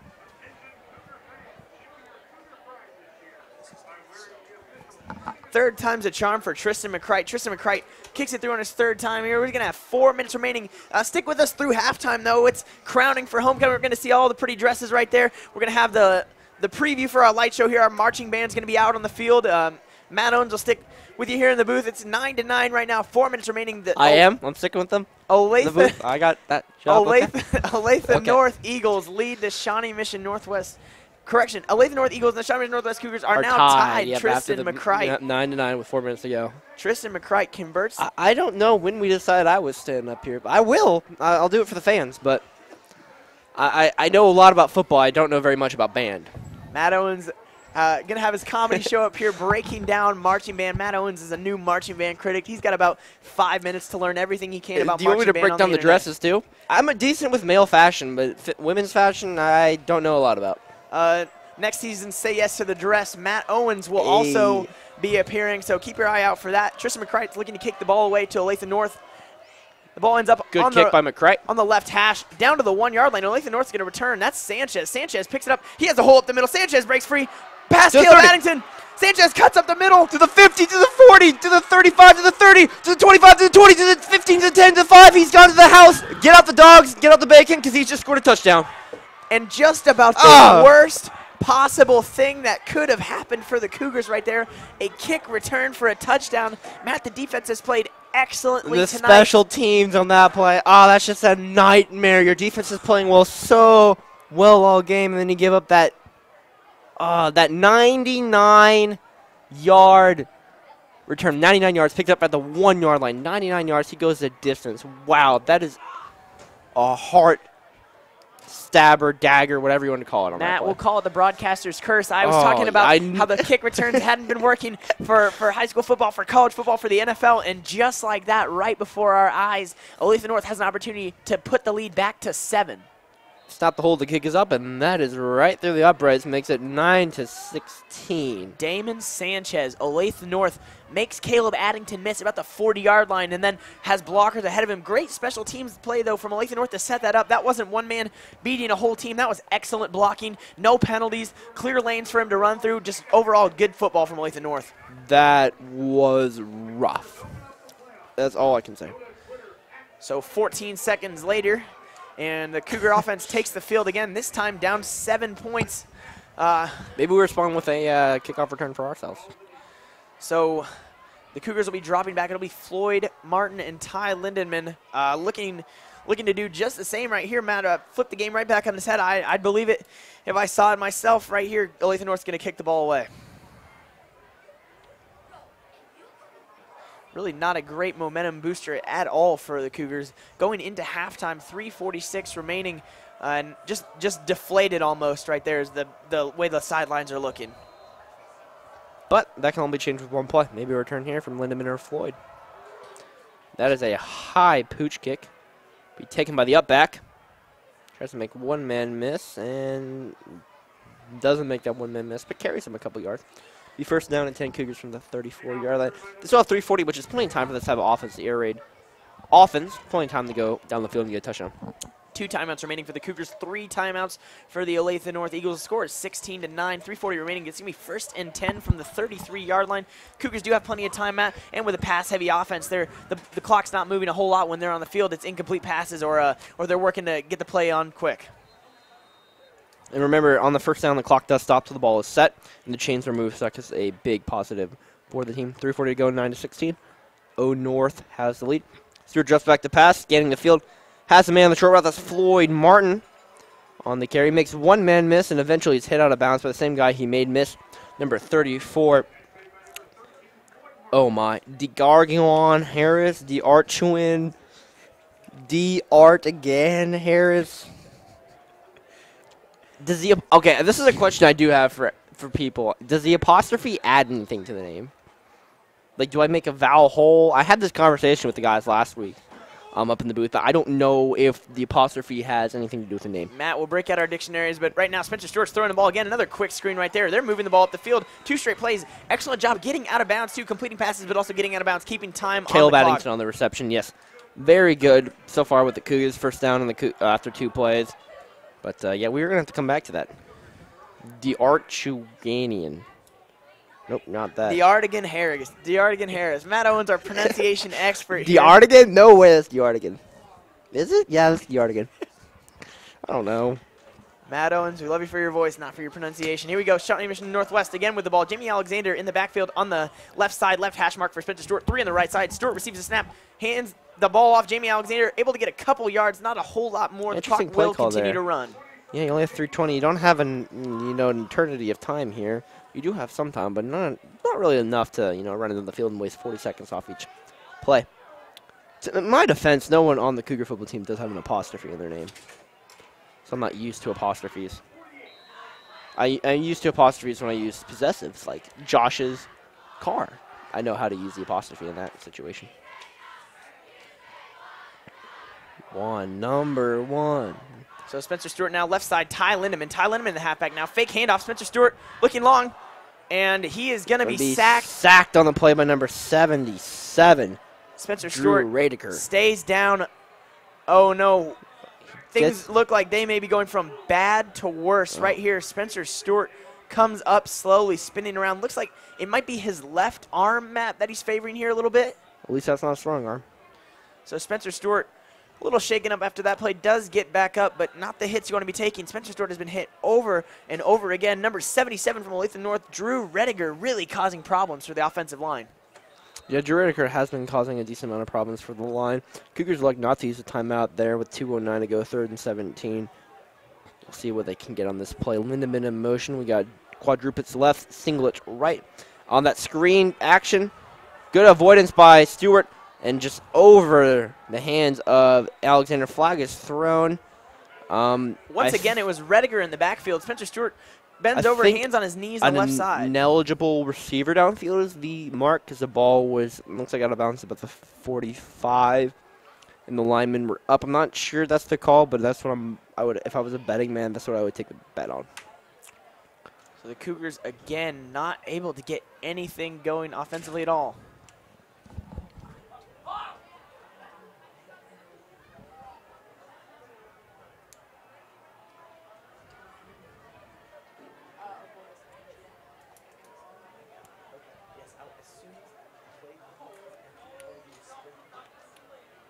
And on that call, we'll see the head referee. Yep, an illegal man downfield on the Cougars. That'll be a 5-yard penalty. Oh, they're going to decline it. Brings up 4th down 17 with 1 minute and 56 seconds to go in the first half. McCrike on to kick. Nope, excuse me, that is not McCrike back there kicking. Look at a facial recognition on him. So switching up the kicking duties right now. Not too happy with McCrike's performance. The ball is back, and it is punted away. Almost blocked again. That ball spinning around like a top. It's going to land at the 40-yard line. Field position again, Matt. They got a minute and 45 seconds to go. 60 yards right here. A minute and 45 seconds. Possible, but not likely. All right, Matt Owens, I'm going to leave you for the last minute and 45 seconds. I got to get down on the field. I got a crown to pass out during halftime. I will make sure to zoom in on you down there on the field. I'll be right back after half to call this second half of football. All right, Josh Sherfy's leaving me, so it's just me now up in the booth, so it's time for a minute with Matt. We have 1:45 to go in the game, or excuse me, the first half. The jet sweep to 22 Sanchez. And he'll take the ball for a gain of about 5 yards. That clock will keep ticking because there ain't no time like the present. 1:30 to go on the clock. 9-16, the Eagles lead. And they do get the ball to start the second half as they elected to defer after winning the coin toss. Cross in the backfield. Stands 5 yards deep. Man in motion on the jet sweep. They're going to carry with the jet sweep. And they're going with the old-fashioned flea flicker, but that flea got flicked pretty quickly. It's going to be knocked down at the 40-yard line. Loss of a 5 on the play. Good job of the Cougar defense reading that. That's a combination of effort of the D-line recognizing the flea flicker, and plus Floyd Martin there on the coverage did not bite on the flea flicker. That was a very good play coverage by Floyd Martin. Under a minute to go. 3rd down and 9 for the Eagles. If they do not get it, I expect the Cougars to take a timeout to at least force the Eagles to punt here in this situation.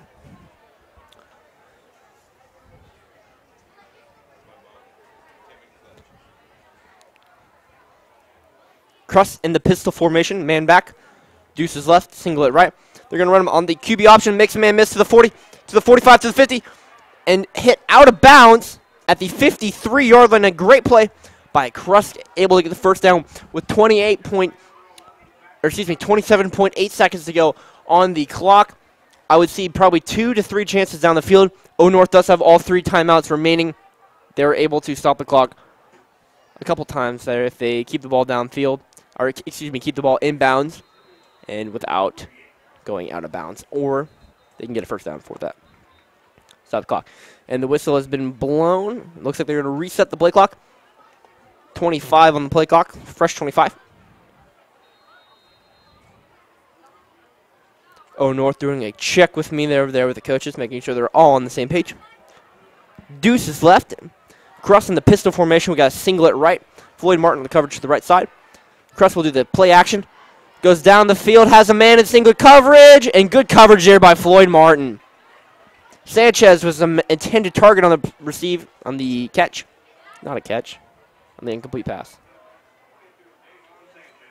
Great coverage there by Floyd Martin.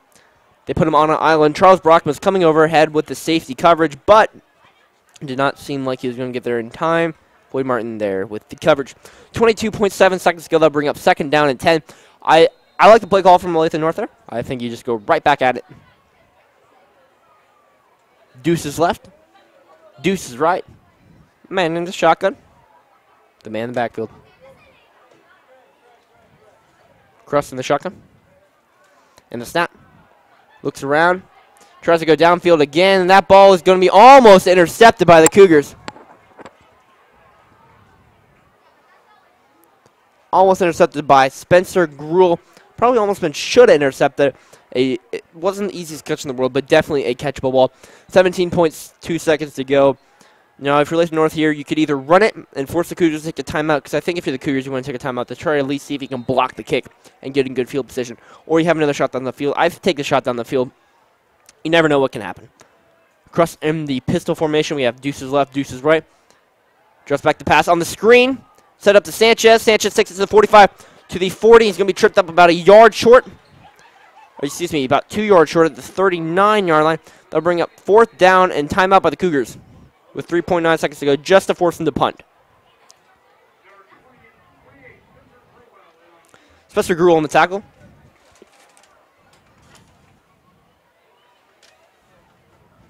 .9 seconds to go.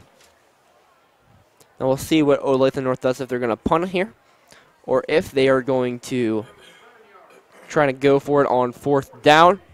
In that case, you have one shot to the end zone, and I would rather go with that. Go for the shot for the end zone, because if you get incomplete, the time's going to tick down. There's going to be no time for the Cougars, and you have the reward of getting a touchdown. So if I'm Olathe North here, I do not punt it. I go for the Hail Mary. The quarterback's arm may not get you there, but honestly, you can set up a screen to in that sort of situation and try to just hope your way to the end zone. Whatever the call may be, only 3.9 seconds to go, so this will be the last play of the game, barring any penalty. They do bring the offense back on the field. And some profanity down there in the stands. I don't know how old those kids are. Hopefully pretty young, because that is very trashy to say at a game. We're not going to repeat that in the air. Crossing the pistol formation. Trips right, singlet right. Excuse me, trips right, singlet left. Cross gets back to pocket.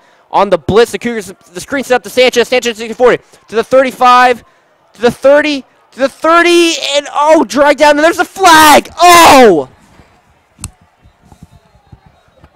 And the flag's going to be thrown, and that would be the last play of the game, barring a penalty. But the penalty is thrown on the field. That most likely be a face mask or a horse collar tackle. I don't know which one the referee's going to go. And two more flags are thrown on the play. I don't know what is going on down there. This is not how you want to end a half for sure. Josh misses the most entertaining part of the half. Sort of ironic.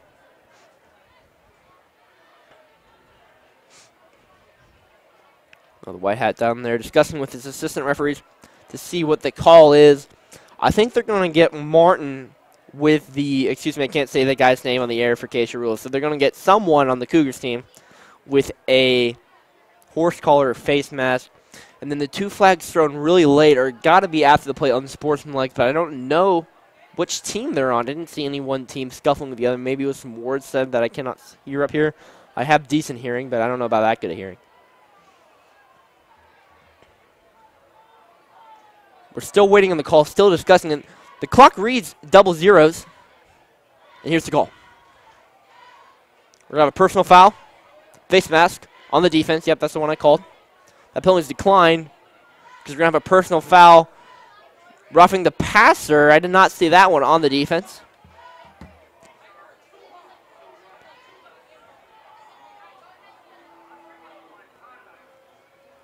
Okay, and then we're going to add another unsportsmanlike conduct penalty onto that, so that it would be, see, from the 35, that would be 15 yards. That would be to the 10. So this ball, I think we marked it a 5. If I'm not mistaken. Not the way you want to end the half for the Cougars, for sure. You have 3 penalties on yourself on that. Yep, and they'll go down to the 6-yard line. It was 1 yard off. Not the way you want to end this first half. You have 3 penalties against your team on that one play. You have the roughing the passer, you have the face mask, and then you have the unsportsmanlike conduct, which I did not see the last 2. I didn't see the pass interference. Granted, I wasn't looking at the quarterback, I was looking at the running back. And I did not see the unsportsmanlike conduct. I'm not saying either of those didn't happen. I'm just saying that I did not see them. Olathe North will bring on their kicker here, as we'll have 1 untimed play. Clock reads 0. This could be huge. This could put Olathe North up by 2 possessions.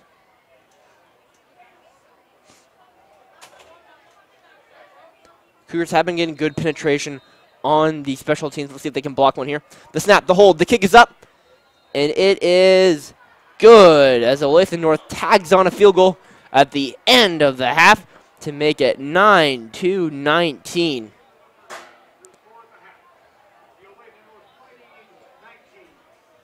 So not the way you want to end it for the Cougars.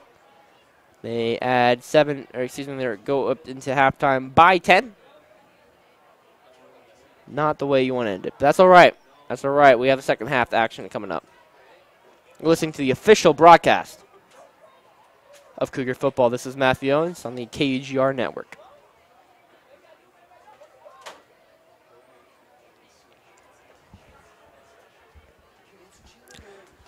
We're going to let you fans listen in on the crowning and marching parade. I will take my mandatory union 15-minute break. We'll let you listen in on that. I'm Matthew Owens. We'll be back.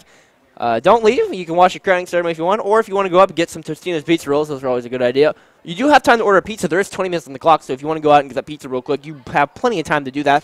But make sure you come back in 20 minutes and watch me and Josh call the second half of this game, what should be a very entertaining second half as the Cougars are down 19-9. All right, we're going to switch you over to the homecoming ceremony. 1 second.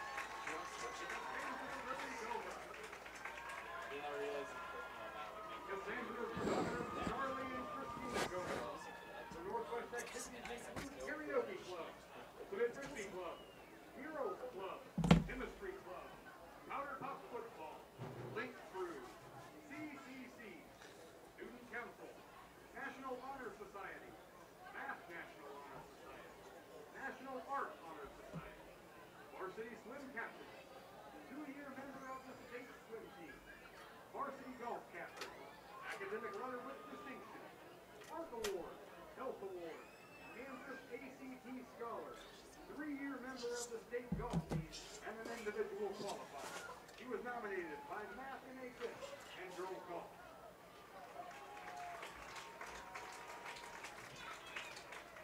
Gabriel Noel Jarrett.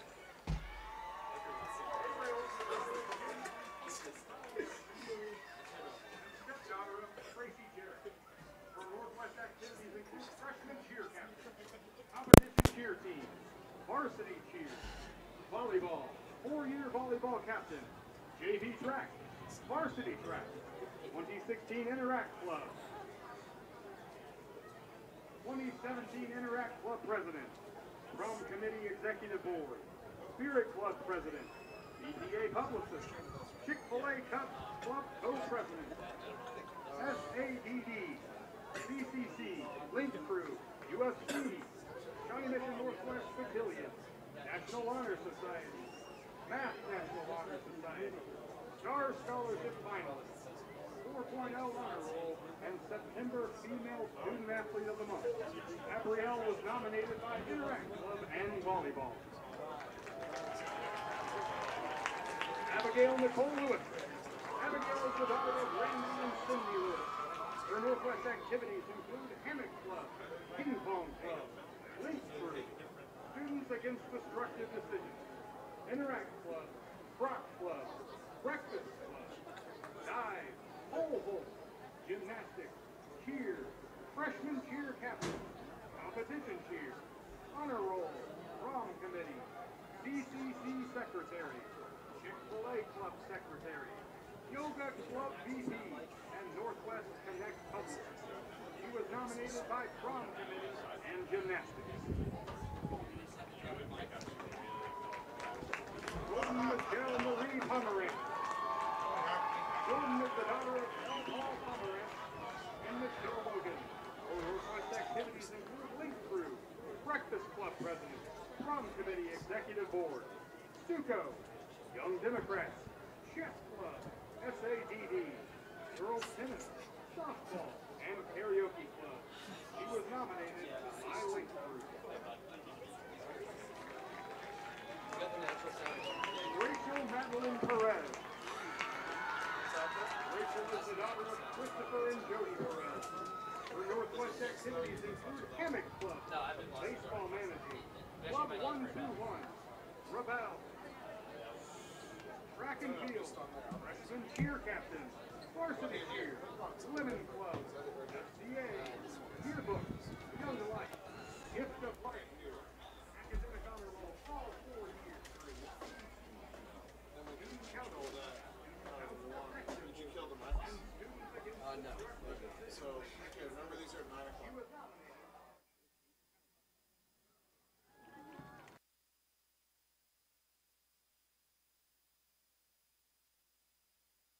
Daughter of Scott and Celeste Robinson. Her Northwest activities include Link Crew, JV Cheer, Varsity Cheer, JV Track and Field, Rebel, Student Council, Senior Class Vice President, Students Against Destructive Decisions, Spirit Club, Math National Honor Society, National Honor Society, Chemistry Club, Yoga Club, AP Scholar, Prom Committee. Categories: Literature Club, Ultimate Frisbee Club, Breakfast Club, Young Republican, 4.0 Honor Roll, Spirit Club Senior Representative, Competition Cheer, Writing Center Tutor, and Business Professionals of America. She was nominated by Cheerleading and the Link Crew.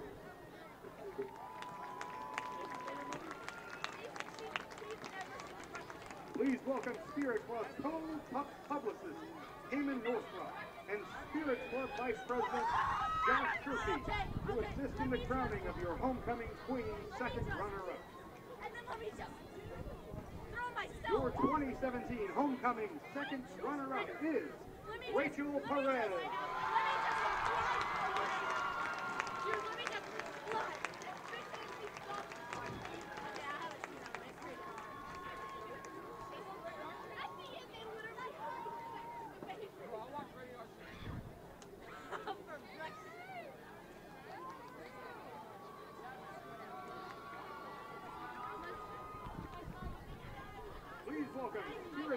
co-parliamentarian Macy Walsh, and Spirit Club member Michael Dilsinger to assist in the crowning of your homecoming queen first runner-up.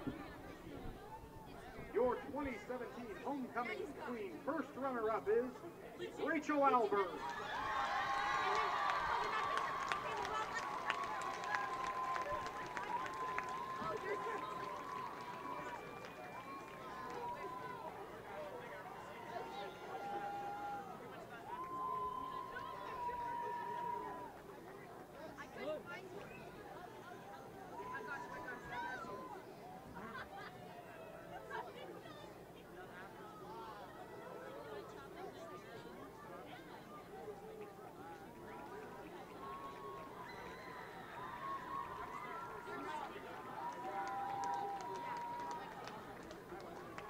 Now, please welcome your 2016 homecoming queen, Haven Cook, and Spirit Club co-parliamentarian, Austin Bucker, to assist in the crowning of your homecoming queen. Your 2017 homecoming queen is Molly Board.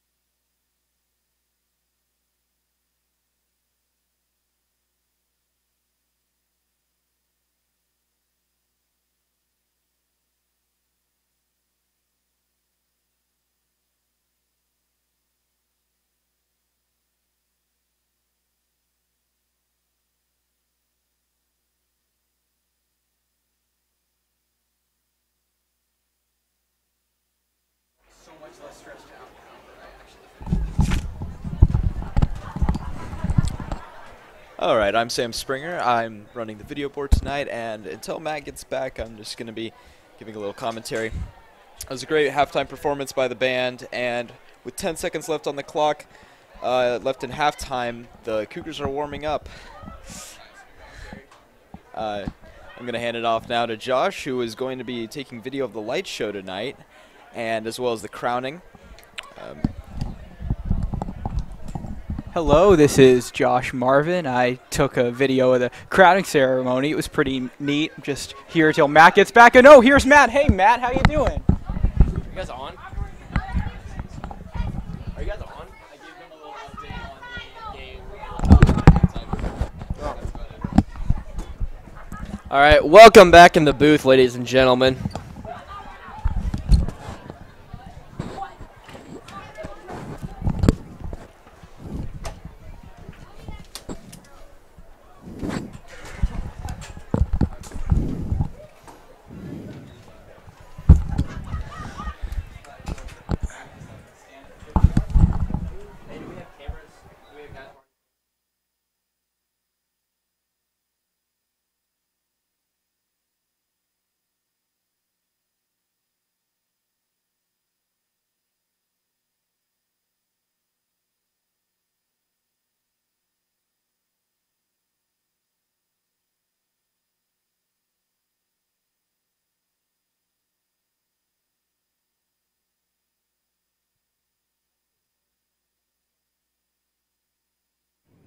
Hold on.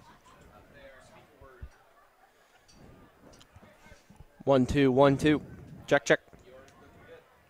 Welcome back in, ladies and gentlemen. Matthew Owens. I'm Josh Sherfy, and we're here for the second half of Cougar football. We got about 1 minute and 52 seconds till we kick things off here. The score is 19-9. The Olathe North Eagles lead the Shawnee Mission Northwest Cougars in a pivotal matchup. End of the season, homecoming queen has been crowned. Matt, we got a light show to go after this game. It's a 10-point deficit for the Cougars. Both teams 4-3. Really an opportunity here to make a statement. It's going to be an exciting half of football. I hope during the break you guys enjoyed our natural sound. We dropped the mic through the roof. Very creative engineering. I think I should go into engineering. I don't want to. I'd rather go into business, but that's okay. I hope you enjoyed the halftime show. Now we're back with the event that people come for, the football game. There we go. We're going to be kicking the ball off to start the second half. A crazy little turn of events at the end of the game is going to result with 3 more points for Olathe North. Their kicker is able to convert the field goal after time had expired because of the penalty. And just like that, they're down 10 points. Matt Owens, the things we highlighted early in this game, field position, turnovers. Both of those things have been killers for the Cougars. Only 1 turnover thus far. It's the safety, but field position, time and time again, has cost the Cougars. And the penalties as well. Penalties giving the Olathe North Eagles extra yardage. Yeah, those 2 things have really been big factors. Also the play over there where Caleb Baddington overthrew Spencer Stewart. I don't know if that was a design pass play or design run play. It looked like Caleb Baddington had enough prairie to take a nap and then walk into the end zone. He elected to throw it a little over the head of Stewart. That settled for a field goal. So that's 4 points right there. You add in the missed extra point, that's 5. You add in the 3 from the missed field goal, that's 8 points. So we should have 17 right now. And the opponent should have 16. That score down there should never happen if we're just able to keep our composure. Yeah, Matt, the touchdown would have been an opportunity to not just take the lead, but really set the tempo. There's only a few minutes left in the half when Caleb Addington's overthrow of Spencer Stewart took place, and instead of having a tie game from a converted field goal, we are up 4 points potentially with the extra point on an Olathe North team that's floundering and just gave up almost an embarrassing play. A play like that really humiliates your defense. A wide receiver throwing a touchdown pass. McCride on the kick. The second half is underway. It's a spinning kick that's going to land in the end zone. Olathe North will have the ball on the 20-yard line. 80 yards to the end zone. It's going to be decent field position. Not too bad. They have some room to work with. First half stats for Olathe North, they got 55 rush yards so far. And Cruz has yet to complete a pass, or 1 completed pass, Matt. He has 1 completed pass in the first half. So we know what we're going to see in the second half here. It's going to be a lot of hard-nosed football. The ball's going to be coming on jet sweeps, end arounds, and they're going to be running up the middle every now and then just to mix things up. The Cougars linebackers got to be stepping up big time. We highlighted the defensive line playing an excellent season thus far. In the secondary, having to win their one-on-one matchups. They've been doing a great job of that, and now it's up to the linebackers to pick up their slack. Taking the stats right now is number 2, Dayton Jackson. In the Wildcat formation. So Dayton Jackson, the senior, stays at 5'9". The snap goes to number 22. Sanchez would take it to the 30, to the 35, to the 40, and knocked out of bounds by Charles Brockman at the 40-yard line. Sanchez steps out of bounds, avoiding a hit there. Maybe a strange decision there. You saw Charles Brockman coming at him. He had a couple pounds on Charles Brockman and a couple inches of height, but did not look like he wanted to go into that tackle. We'll keep an eye on Sanchez for the rest of this game, see if there's an injury he's hiding here. And I don't even know if you call this a wildcat formation because the quarterback, Kraus, is not even on the field. There's no 11 on the field. So technically it is a wildcat formation because number 22, Sanchez, is listed as a wideout, but if there's no other quarterback on the field, it's technically not a wildcat formation. Yeah, the wildcat formation is something we saw the Cougars run in the first half with B.J. Harvey. As he's good penetration there by the Cougars, able to knock him down the backfield for a loss of 1.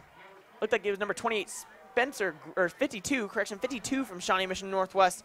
Reed Stymack on the play. Reed Stymack gets into the backfield. As I was saying, Matt, the wildcat formation, something we saw Shawnee Mission Northwest run in the first half on B.J. Harvey's 1-yard touchdown run from that converted quarterback position. It started right here in Kansas. Bill Snyder at Kansas State. Yes, yes. And the goal of it is to have success with rushing quarterbacks, guys like Michael Vick and even Donovan McNabb and a little less so Warren Moon way back in the old days of the NFL. And he's gone, but a flag is thrown. That one probably will be coming back. Sanchez will 10. go all the way for fumble! Fumble! Recovered by the Cougars in the end zone, I believe. That's going to be a Cougar football. That is the epitome of hard work right there. Sanchez has a clear run in the end zone, but B.J. Harvey's not going to let him go. An amazing strip there by Harvey in the end zone. That's going to be a touchback for the Cougars, and there is a penalty down the field, so I even think if the referees go back and say that was a touchdown, he was in the end zone before the strip, I think this ball will be coming back anyway. Yeah, we got to see what the ruling from the White Hat here is on the penalty. The refs are congregating right at the center circle right there. And we're going to see if this ball's coming back. B.J. Harvey, though, great effort. We see guys running down the field, and that's why you chase them. It's hard to know if someone's coming through for you. B.J. Harvey comes through with a big strip right there, and that's the momentum booster the Cougars needed right there to get things going. A huge, huge momentum booster right there for the Cougars. And B.J. Harvey played football the 4 years, starting varsity for 3 years. He's been through the bad days. He's been through the seasons, the 1-win seasons the past 3 years, and this year he wanted to change that. Great play by B.J. Harvey, the hustle determination for that strip fumble. So the captain, B.J. Harvey, we pulling the ball out, and it's going to be spotted on the 20-yard line. The Touchback. fumble was recovered by the Cougars in the end zone. A 20-yard line start for this drive, Matt Owens. That is a big play. They could go from being down 26 to 9 to have an opportunity right here to break this into a one-score game. And it was a holding penalty anyway, so if this would not occur to B.J. would not trip, it wouldn't have been a touchdown. But instead of them having a 2nd and long, we have a first down for ourselves. First down and 10 for the Cougars from the 20. Spencer Stewart right here, not pulling out of the wildcat formation. They're going to have their quarterback in the game for Shawnee Mission Northwest. Stewart came up a little slowly a couple times at the end of the first half. Let's see if he fixed things right here physically and with his throws tonight. The screen pass. He's going to go down the field to Goodpaster and flag. No flag thrown. Ooh, that could be pass interference in my opinion. It can go either way, but I think North got away with one right there. Goodpaster turns around looking for the flag right away on that one. The ball over his back shoulder, couldn't quite get there, but it looked like there was a whole lot of contact there. Obviously hard for us to see up in the booth. The refs made their decision, and Spencer Stewart's going to have the ball again, 2nd and 10 from the 20-yard line. 11 minutes to go, down 19 to 9, 2nd down and 10 for the Cougars. At the 20-yard line, trips left, deuces right. Stewart empty in the shotgun formation, doing a quick check with me back with coaches, making sure everyone's on the same play call. Another hard count there by Stewart, though. Almost got the defensive line from Olathe North to jump. That's 3 or 4 times, Matt, where it's been close. They've almost got that inch across the line, just haven't been able to break the seal. And that's 5 free yards right there, plus maybe a free play if you can get the ball off soon. Passes to Addington. Addington with a good catch at the 39-yard line. On the play was number 21, Jody Rudolph, on the coverage. So Joey Rudolph makes the tackle. 40-yard line for the Cougars, and that's a 20-yard reception by Caleb Addington. Caleb Addington, 20 yards right there. Spencer Stewart firing away on 2nd down. Great play, great throw by Stewart, and great catch by Addington. He's not the most tallest guy in the area, but he's able to get up and get those yards. Yeah, Caleb Addington's been a much improved player over the last couple of years. Contributes on offense as a slot receiver, almost like a Wes Welker type of guy that just sneaks into open field and finds space. And flags being thrown. This may be a false start on the offense. Cougars were in that wide receiver screen set look where they have the 2 wideouts to the left, and then they're going to most likely drop Lindemann back on that play and have Goodpaster and Addington block from. That false start will derail that, though, for the time being. So they're going to bring it back 5 yards right here. It's going to be 1st and 15 from the 35-yard line. Cougars trail 19 to 9, 10:39 remaining in the in the third quarter, pardon me. And Spencer Stewart's on the field right now. He's got nobody in the backfield with him. On the field, Goodpaster. Caleb Johnson, Caleb Addington, Ty Lindemann, and Jamie Alexander. Those are the 5 receivers on the field. He's got right in the middle of the hash marks right there in the shotgun. Stewart takes the snap. Looking to his left now. Good pass coming along the inside. The deep ball to Caleb Addington. Over the head. Just so close on the coverage again with number 21, Jody Rudolph. So the pass for Caleb Addington is just a bit too long. Spencer Stewart's going to have 2nd and 15 now from the 35. 2 straight targets to Caleb Addington, though. Caleb Addington has 28 receiving yards in the day, 1 for 20, 1 for 8 yards. Spencer Stewart at 144 passing yards. Not a bad day at all, and looking to double those totals right there is going to look at 250 yards on the game. That's definitely a total the Cougars are going to like. They have been struggling a bit in the run game. Only a few rushes, 36 total yards. Their leading rusher today, Jamie Alexander and Ty Lindemann, both tied for 14 yards. Let's see if they hand the ball off here. Just try to get back some of these yardage right here. So Stewart in the shotgun again. Takes a snap. Stewart throws long again. Hayden Goodpasser. Over the head of Goodpasser. Looked like maybe targeting helmet to helmet there from number 20 from Olathe North. That's Javon Parrish. Javon Parrish, who's been running the ball. Hayden Goodpasser comes up, shaking up a little bit. Now he's holding onto his elbow. Got rocked as the ball was up in the air. Didn't have much to defend himself, though, but not much argument from the Cougar sideline. Checking back out of the game, number 12 for the Cougars, or number 13, Floyd Martin. Floyd Martin checking out of the game. Hayden Goodpasser back on the side, 1-on-1. Doesn't seem to be too injured from that play, maybe just a stinger. In motion, Jamie Alexander across in front of Stewart. Stewart drops back, looking to throw again. Steps up in the pocket, fires a dart. Man. Caught to the 30-yard line. Caught on the field by Jamie Alexander, who comes out of the backfield. A great play by the Cougars that will give him a first down. Jamie Alexander with 120 receiving yards today. Jamie Alexander started the year as the halfback, Matt, not catching a whole lot of balls, usually Ty Lindemann's job, but 120 pass yards tonight. And just like that, the Cougars are down to the 29-yard line. 10-10 remaining, 19-9 is the score. Spencer Stewart looks to throw again, steps up in the pocket, takes it himself. He has blockers in front of him. Makes a man miss to the 20. He's going to be knocked down. Oh, he keeps going. Knocked down on the 19-yard line. Spencer Stewart will not quit. So Spencer Stewart gets a 10-yard carry right there. Spencer Stewart looking to the refs. A flag on the play. Not sure when that came down, Matt. I didn't see it fall. I did not see it either. We'll see what the head referee says. And the white hat. Looks like the Cougars will be moving back here. The offensive line is shifting backwards, and we're going to go from the 30-yard line back a couple yards here after the holding penalty. Again, stupid penalties, Matt. You can't give the teams that you're playing free yards time and time again. If the Cougars really want to cement this season as a historic season, they got to win a game in districts, and to do that, you got to be almost perfect, Matt. You're not playing club teams. You're playing real football teams right here, and they're going to make you pay if you keep giving them yards. Yeah, that's a bad penalty right there on the hold. You know, you go from a 2nd and 2 to a 1st, and they're going to mark it back 13 yards back, 1st and 23 there. And like you said, you cannot have those type of penalties. We're over 75 yards in penalties, and this game is not even halfway through the 3rd quarter. So you've got to get it under control. You have the discipline under control because those penalties are going to cost you in the end of the game. Cougars yet to throw this half. Stewart again, the shovel pass inside. Jamie Alexander gets nowhere. Brought down almost immediately by Olathe North. That's number 24, Khalil Kohlers. Khalil Kohlers with the tackle on Jamie Alexander. The shovel pass from Stewart gets him maybe a yard. That will bring up 2nd down and 24 for the Cougars.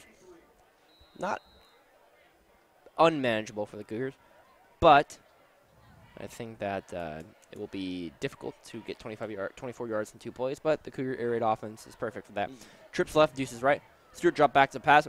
Scanning the field, looking around, feels the pressure, and intercepted. Oh, man, that should have been picked by number 4, Mason Myers. Mason Myers listed as a quarterback in the depth chart, but almost made a big play there. Yes. As a corner right there, in and out of his hands. Not sure how he didn't catch that one, Matt. That could have been huge. That's one you just got to throw away on that type of play. You cannot allow for that to happen. So the Cougars, again, seem a bit confused here. You got about half the team standing on the 50-yard line on the numbers, and the other half lining up for a snap here. Not sure what Bo Black has dialed up. The refs congregate again in the middle of the field. We'll see what the call is.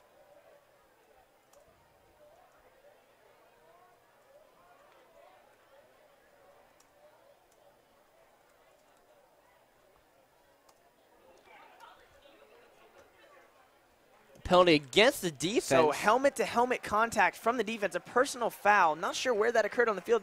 Matt, I must have missed that, but the Cougars aren't going to complain at all. That's free yardage for them, moving them back down to about the 30-yard line, negating the holding penalty. Yeah, that was a huge penalty against O North. That allowed the Cougars to get right back in it, to go from a 2nd and 24 to a 2nd and 9, much more manageable. And just like that, 2nd and 9, like you said, Matt, this is an opportunity now for a quick slant or a screen pass, maybe get 4 or 5 yards and set yourself up for a third down situation where you could potentially run the ball here for the first time in this half, but also air it out if you find the open lanes. Rushing 4, takes a shot down the field. That's going to be overthrown of Caleb Addington. On the coverage there was number 20, Javon Parrish.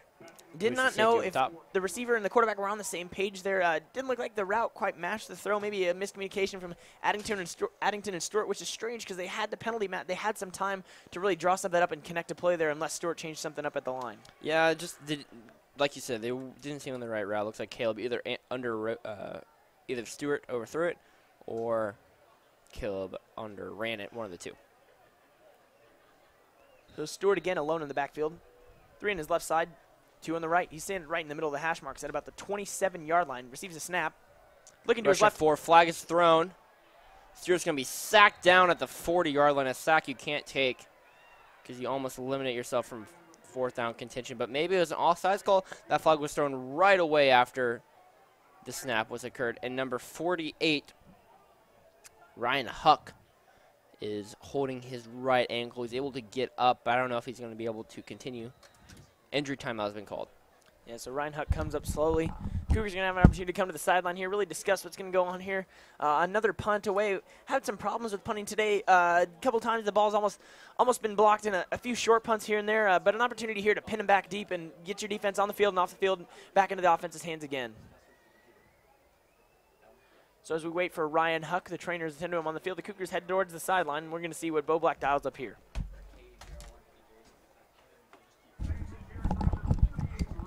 As Ryan Huck is helped off the field, looks like by the athletic trainers there at Olathe North. Didn't stay down too long, so we wish him well.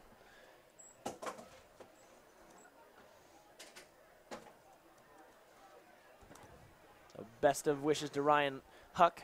As the Cougars offense gather around Bo Black, we're going to see what Spencer Stewart dials up here. It is 4th and 19, but the punter is not on the field as of right now. Ty Linneman and Floyd Martin outside his gunners. And Spencer Stewart is still on the field, Matt. It's 4th and 19 from the 38-yard line. They're going to go for it. They and trust. The offense is on the field. I'm not quite sure what's going on here, Matt. There's no faith in the defense, or they really think they have a play here that's going to work. But if this backfires, it's back to a 3-score game just like that. Just back to pass. Stewart looks around. He's got to get it away. This is where you force it into coverage, and he throws it away. So a turnover. Ooh, a little flag. That's going to be a flag. That's going to be a 15-yard penalty on number 23, I believe, because he's the one who started on that case. I don't know why that would be thrown against our player in that situation.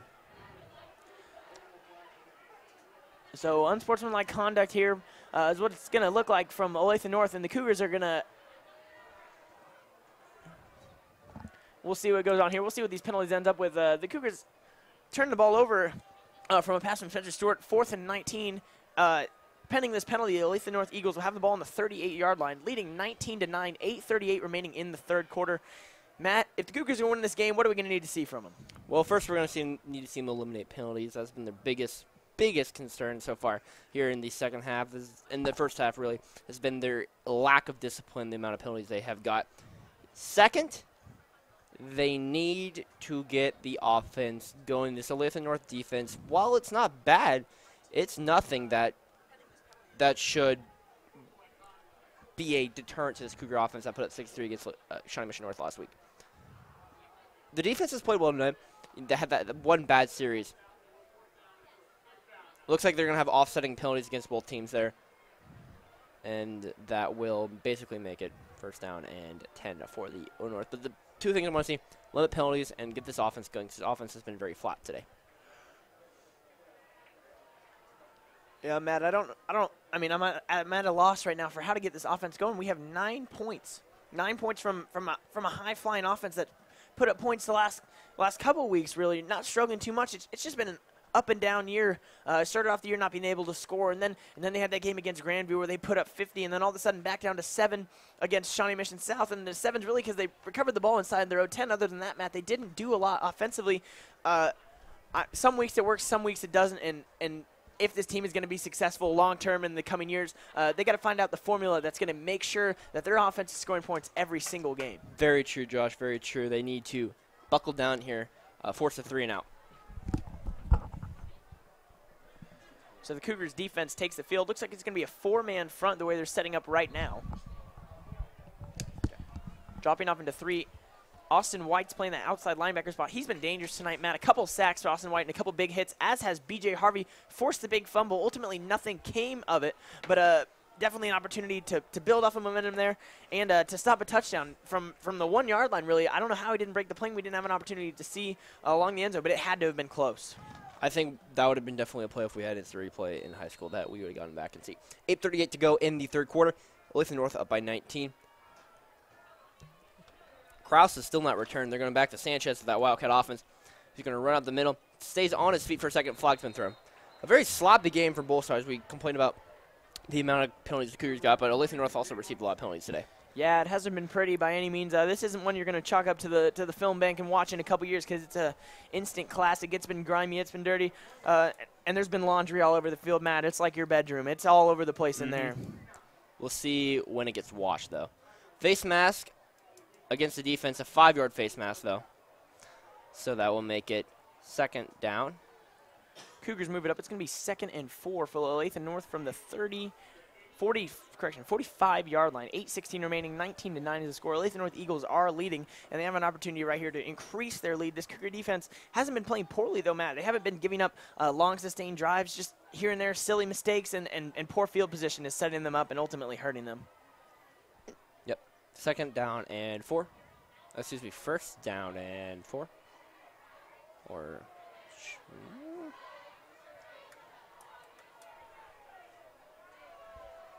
And we're not quite sure what we're waiting for here.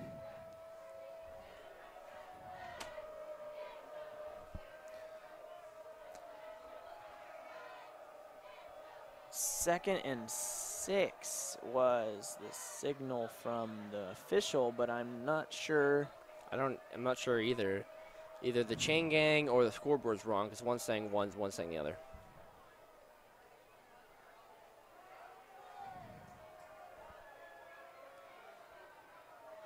So the chain gang indicating first and 4, and the scoreboard is 2nd and 9. Hasn't been figured out yet.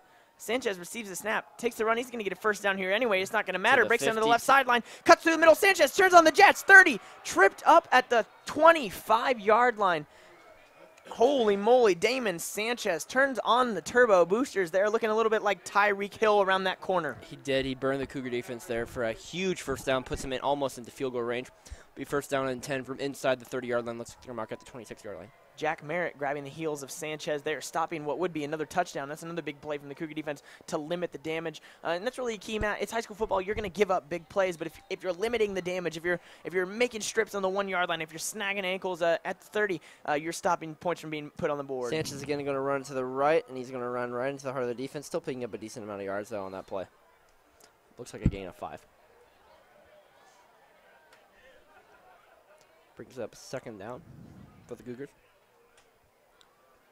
7:50 to go. The team's been bragging about how they've been homecoming spoilers. They spoiled Grandview's homecoming. They spoiled South's homecoming. They spoiled North's homecoming. But will they get deja vu and be spoiled on their homecoming? We'll find out later in this game. Sanchez again on the direct snap. He's going to run to the outside to the 20-yard line. He's going to be knocked out of bounds to the 20-yard line. That is 22, Damon Sanchez. Gain of 3 on the play will bring up third down and 4. So Damon Sanchez taking all the snaps right here in the Wildcat formation, running the ball all over the place. They haven't thrown the ball, Matt, this entire second half, and the Cougars haven't ran it yet. It's a tale of two cities right here. We got a pass-first offense versus the running power the running power offense from Olathe North, and right now Olathe North's offense seems to be working better. 19-9 is the score, 7:27 remaining. This is not something when we were watching the pregame film, anything. We did not see any of Sanchez back there running the Wildcat offense. He's done a really good job there as he hands it off to number 2, Dayton Jackson. He'll take it for about 2 yards. We didn't see any of that on the film. We haven't seen Kraus this whole second half. Apparently they didn't like either he's hurt, which I didn't see him get hurt at all, so I don't think he's hurt, or they did not like his playing style and therefore benched him. Yeah, and the Wildcats, something Shawnee Mission Northwest has struggled with. We saw it a couple of times going to Grandview early in the year, and Shawnee Mission East ran it for an entire first half with Brash, and Brash gave him problems. He also could throw the ball, Matt, but we saw a lot of Wildcat looks out of him as well. Yeah, him, Harrison Gooley, and Mikowski out there really make it tough for any defense to handle. They also have a great O-line up there at Shawnee Mission East. They're one and only. Great stop there by the Cougar defense on 4th down and 4. Turnover on down. Clobbered. And a man is down from Olathe North. Health backed up to his feet. It was Sanchez that went down. That was a big hit from Shawnee Mission Northwest. 7:20 remaining. They're going to get the ball back, this time on the 18-yard line. Not a bad decision from Olathe North, though, Matt. 3rd and 4. That's a long field goal for a high school player, and a punt isn't going to do him much good. Might as well go for it. And the field goal doesn't do him much. It increases the lead from 10 to 13. Doesn't increase the possession. Still makes it a 2-possession game. So I like the call there by the head coach, Chris McCartney, from Olathe North to go for it. But the Cougar defense coming in again clutch there. That's 2 straight drives where Olathe North was thinking they might get some points on the reward, but snatch, they ain't. So we have the Hy-Vee game of the week right here. 19-9 is the score. Olathe North leads Shawnee Mission Northwest. That pass is caught on the sideline. Got to about the 22-yard line. The pass caught by number 4, Caleb Addington. We got 7:12 remaining. Big night tonight, Matt. We crowned a homecoming queen. Congratulations to Molly Bourne, our first runner-up, Rachel Albers, and second runner-up, Rachel Perez. After this, Matt, we got the light show. Before the game, we had senior night football. It's a big night. It's been a very big night. For Shawnee Mission Northwest, the stands are packed. Let's see if the football team can pick them up here. Spencer Stewart is going to be back in the shotgun. Ty Lindemann's going to be next to him. Another thing about Molly Push back out Bourne, wide. we hope that she gets back running soon. She's been out with a stretch fracture on her leg for the entire summer, and she had to miss the track state. Spencer Stewart finally gets him on the hard count, gets Olathe North to jump. He got him to jump and was confused why the flag didn't come in. It was a late flag, but he did get it. It's going to be 5 yards in favor of the Cougars. 2nd and 1 on this ensuing play.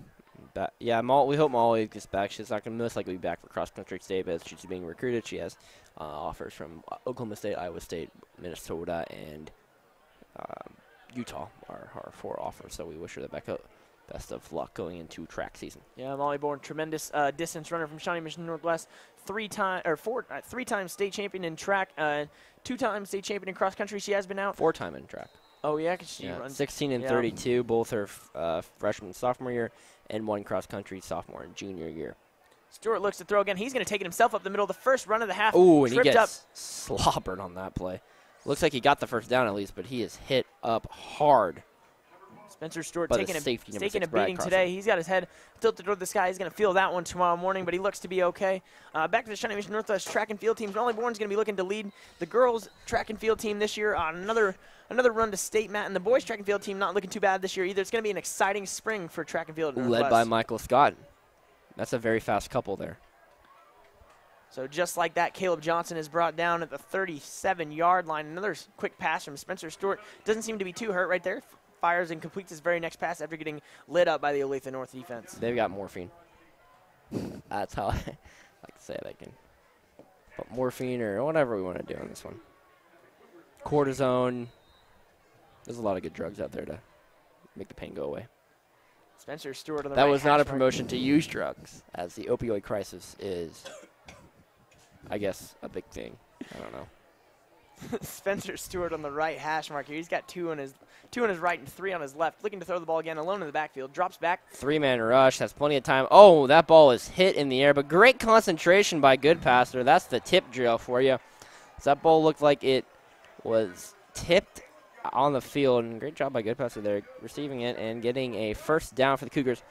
Looks like the Cougars offense is maybe finally getting the rust off the gears and putting some fresh oil on it and going down the field in this one.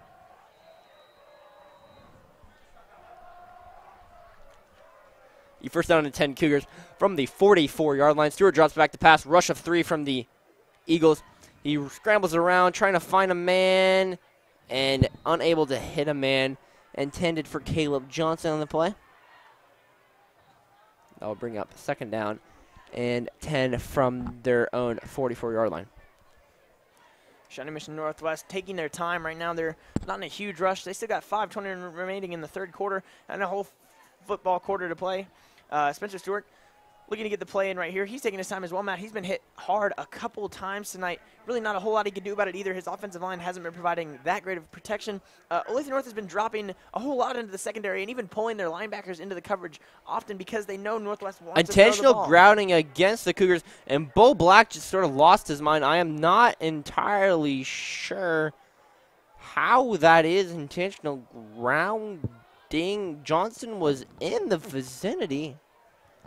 That was within 2 yards of Caleb Johnson. I don't know how that's intentional grounding because that ball was, well, it wasn't really catchable. I mean, he could have dove and touched it with his finger. I mean, that was within clearly defined vicinity. That was a blown call on that play. Bo Black has gotten a couple of unsportsmanlike conduct this year, and that would not be a good thing for the Cougars. I would back them up even farther. Second down and 17 after the intentional grounding, the 10-yard penalty plus the loss of downs. Stewart drops back to pass, has a man wide open, and is dropped by Johnson. Bounces off the chest of Caleb Johnson, threw his hands off the 7, standing in the middle of his chest there, and that was an opportunity to get those plays right back on the intentional grounding and pull the Cougars back up the field. Yeah, that's ones you need to catch. You need to catch this. Makes it third down and 17. Just as we thought the Cougar offense could get something going on this drive, they are knocked back by what? A penalty, even though I didn't think that was a penalty. Yeah, again, Matt, you can't make the refs decide games, can't make them make decisions. You got to play perfect football if you want to win football games. There's only a few a year. You don't have many opportunities, so mistakes are Stewart definitely to Addington. Oh, my, he was hand-checking. There's the flag. Yep. Nope. I can't say who is covering because that would be intending who was on the coverage. I don't know what that's the rule, but we have to follow that. That'll be a flag on Olathe North as he just got held the entire way. And that'll be a 15-yard penalty, and I believe an automatic first down. So Caleb Addington, the intended receiver down the field, the flag fell at the 37-yard line of Olathe North. 5:09 remaining, 19-9 is the score. Olathe North Eagles lead Shawnee Mission Northwest on homecoming night. Both teams 4-3. Both teams looking to ensure a winning season right here, getting that 5th victory. Pass interference is called. It'll be Cougar football and a first down to boot. Oh, nope, they're going to say no automatic first down. Will be third down, but at least a manageable third down and 3 from the. No, they're going to mark it at the 48 or 49. No, 48, correct. Be third down and 2 from the 48 of Olathe North. A little surprised to see Spencer Stewart all alone in the backfield here. Maybe a good opportunity to go wildcat or even hand the ball off to Jamie Alexander and see if we can get these 2 yards here. Bo Black has been willing to go 4 downs in this field position earlier in the game already. Oh, another drop. Oh. Caleb Johnson again on the cutback. Ooh, those are the ones you want to have back. 4th down, you got to go for it. Spencer Stewart stays on the field. What about bringing B.J. Harvey for the Wildcat packages for the 2 yards? I think that could be a possibility. And they're going to, why? Pull out the offense and put the punting unit back onto the field. The Cougars are going to punt the ball away. 5:09 remaining. Going to give Olathe North another opportunity to put points on the board. I think you go for it. Unless this is a fake here. I mean, I would think it would be a fake. I mean, I don't know why you would not go for it here. 4th and 2 from the 48. Olathe North in a coverage set for their punt here. Snap back to McCright. He's going to try to run it. It's a fake. Can he get there? Yes, he does. He climbs over. That's a first down. So that's what we thought. We thought, why would he stick the punt unit out except for the fake punt? Tristan McCright gets the first down. Matt Owens up here revealing the secrets of Bo Black. He's in his mind. He knew it was coming before it was even snapped. 5:01 remaining in the third quarter. Momentum builder right there, 19-9. If anyone watching is a football coach or anything and looking for an assistant, I'm available for hire. Matt Owens, you got to finish this game before you're picking any more jobs. Cougars have an opportunity here to get their 5th win. Right here, they're working down the field. Things stalled for a bit, but Tristan McCright and we saw Tristan McCright there go airborne, that he did a little of the hover opera type of thing right there with the helicopter motion. But whatever it takes to get that first down. Be first down and 10 Cougars. And if you're Olathe North, you got to expect that. I mean, you're punting from your own 48-yard line. That ball is tipped, and those are always some of the most dangerous passes because they're tipped. They're not to the 10 target, and those balls just up for those linebackers to eat up. Yeah, and that's one of the things that Spencer Stewart really has to worry about. He's not a huge guy, standing only at a 5'10" listed. Getting balls over his tall offensive line. He's got some big 6-footers on his offensive line. Getting them over their heads. That's got to be something he's focusing on. It takes a couple steps further back sometimes to get that ball lobbed in. And tip balls like that, as you said, are dangerous for both sides, really. Yes. Dangerous for any offense. Trips right, deuces left. Stewart, the blitz package coming. They're on the design QB runs. Stewart gets to the 40, to the 35, to the 30, to the 25, and brought down from behind. There's the flag. I was pausing for dramatic effect, but the flag gets thrown. That would be a horse collar tackle. That'll be 15 yards, actually half the distance to the goal. Yeah, Matt, it took a while for that flag to be pulled there. Couldn't find it in his pocket. Finally got his hands on it, threw it up there for the horse collar tackle. Spencer Stewart breaks free through the middle, recognizes the blitz. That's a mature decision. Sometimes you're just digging around your pants and you just can't find it, and you just got to pull it out sometimes.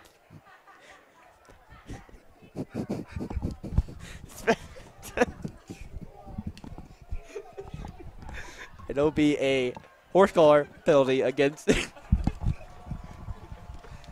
So Spencer Stewart and the Cougar offense will have the ball, half the distance to the goal line, 4:50 remaining. 19-9 is the score. First down and 10 Cougars.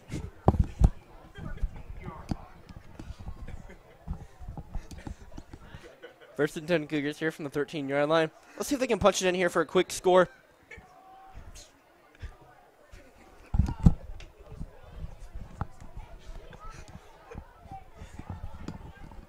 Stewart in the shotgun, drops back the pass, looking around, scanning, three-man rush. Has a man to the 2, to the front, touchdown, Cougars! Woo! Caleb Addington with the reception. Spencer Stewart finds him. The big play from McCrite on 4th down to get that first down, goes airborne, and it leads to a touchdown for the Cougars. 15-19, and an opportunity for an extra point right here to make it a 3-point weird score game. right now, 15-19. I don't know how many times I've seen 15-19 in a game. McCrite on for the extra point to try to make this 16-19. So McCrite's left 4 points on the board tonight, missing an extra point and a field goal right here. 19-15 is the score. Those 4 points would have made this a tie game. This is an opportunity to take the lead, but McCrite's got to redeem himself right here, get it to a 3-point game. Yes, you got to make it within a field goal. Addington with the hold, just scored the touchdown.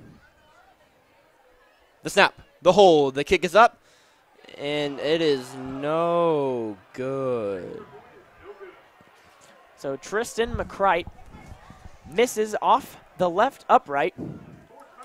Megan Nugent goes 15 for 15 coming into this game. Injures her MCL in a soccer tournament last weekend, and Tristan McCrite has left 5 points. And people say football's dangerous. On the board for the Cougars. Just 5 points missed from kicking opportunities. Just hasn't been Tristan McCrite's day. He's missed a couple games in a row here, and just like that, the kicking woes continue for the Cougars. And we get back to our weird score of 15-19.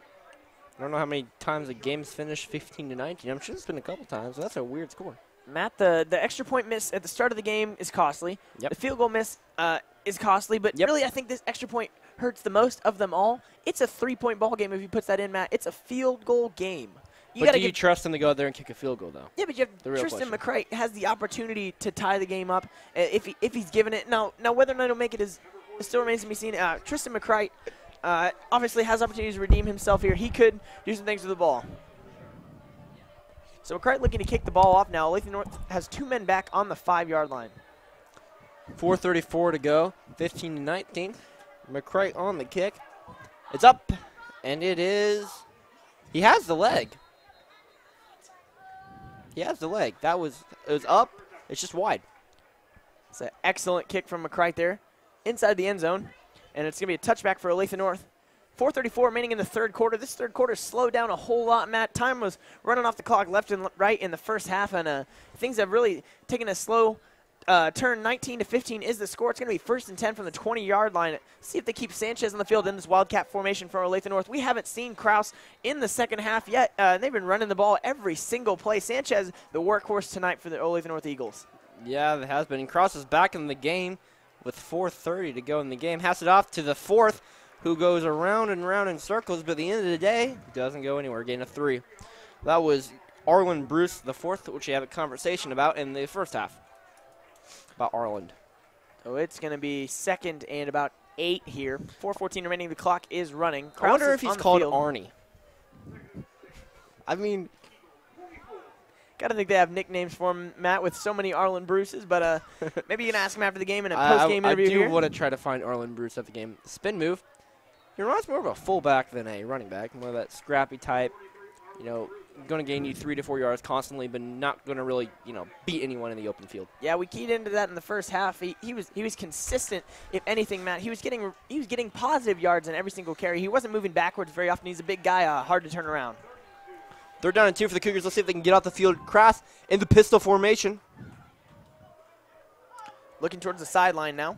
It's going to be 3rd and 2, 28-yard line. Kraus got to get some yards right here. Olathe North trying to slow the Cougars' momentum. Cougar has no deep safeties right now. Spencer Gruel, the furthest back. The run, hands it up the middle. And that's going to be close where the ball is marked. I think they're going to give it to him. We'll see the official spot here. But it did look like the 4th got across the line to gain there, and they're going to have a new set of downs. They're The moving up the 4th chains. prevents a 4th. 1st down and 10 for the Eagles.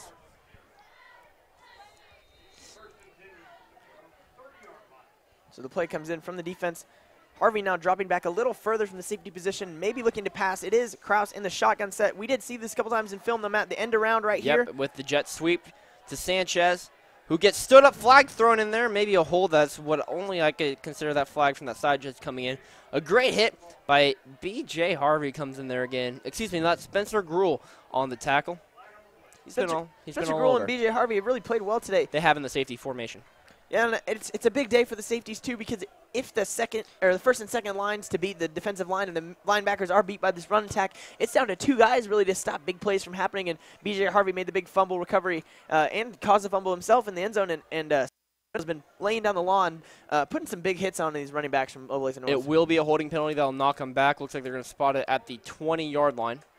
So a 10-yard penalty on that play. Makes it 1st down and 20. We talked about from the Cougars being a big problem with the amount of penalties that we got. Olathe North is having that same problem. Cougars have 10 more yards in total penalties, but they're both pretty even.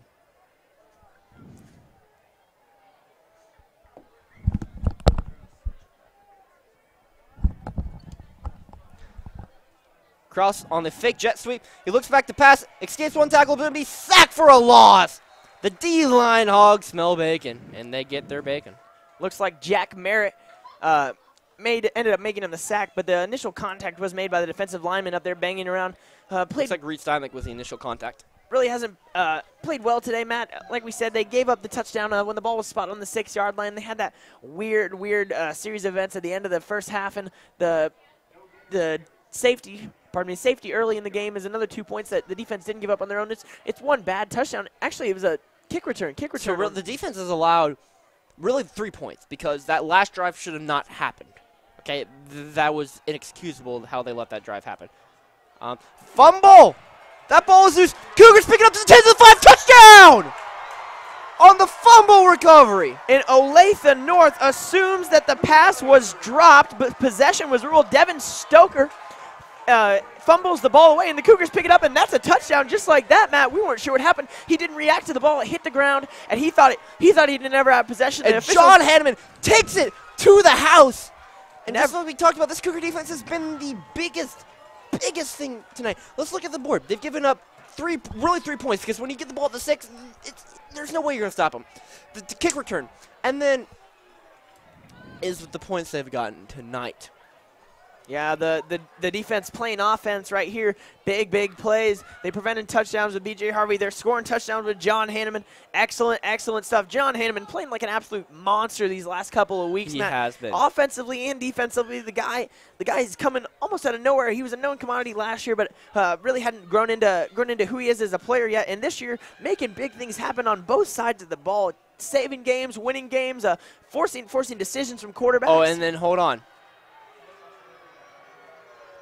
They have reversed the call on the field.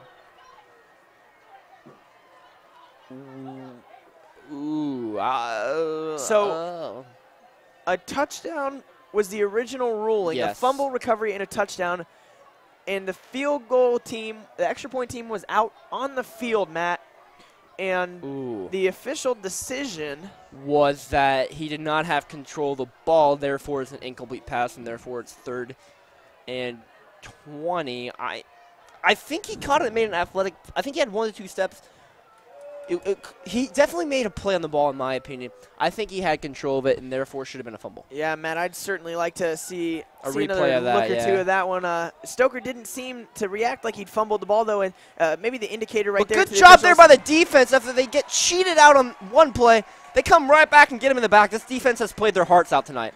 Excellent stuff. Austin White back in there in the backfield. He's been disruptive. He's been a force tonight, just powering through the offensive line, making plays left and right. The defense is mad now, Matt. The officials have motivated them right here, and Hayden Goodpasture is going to have an opportunity right here to get that touchdown right back. 1:35 to go. Cougars trail 15-19, but you feel a momentum switch right here. You feel after that touchdown the Cougars scored a momentum switch, that we have the momentum. They come out here and they get that great stop.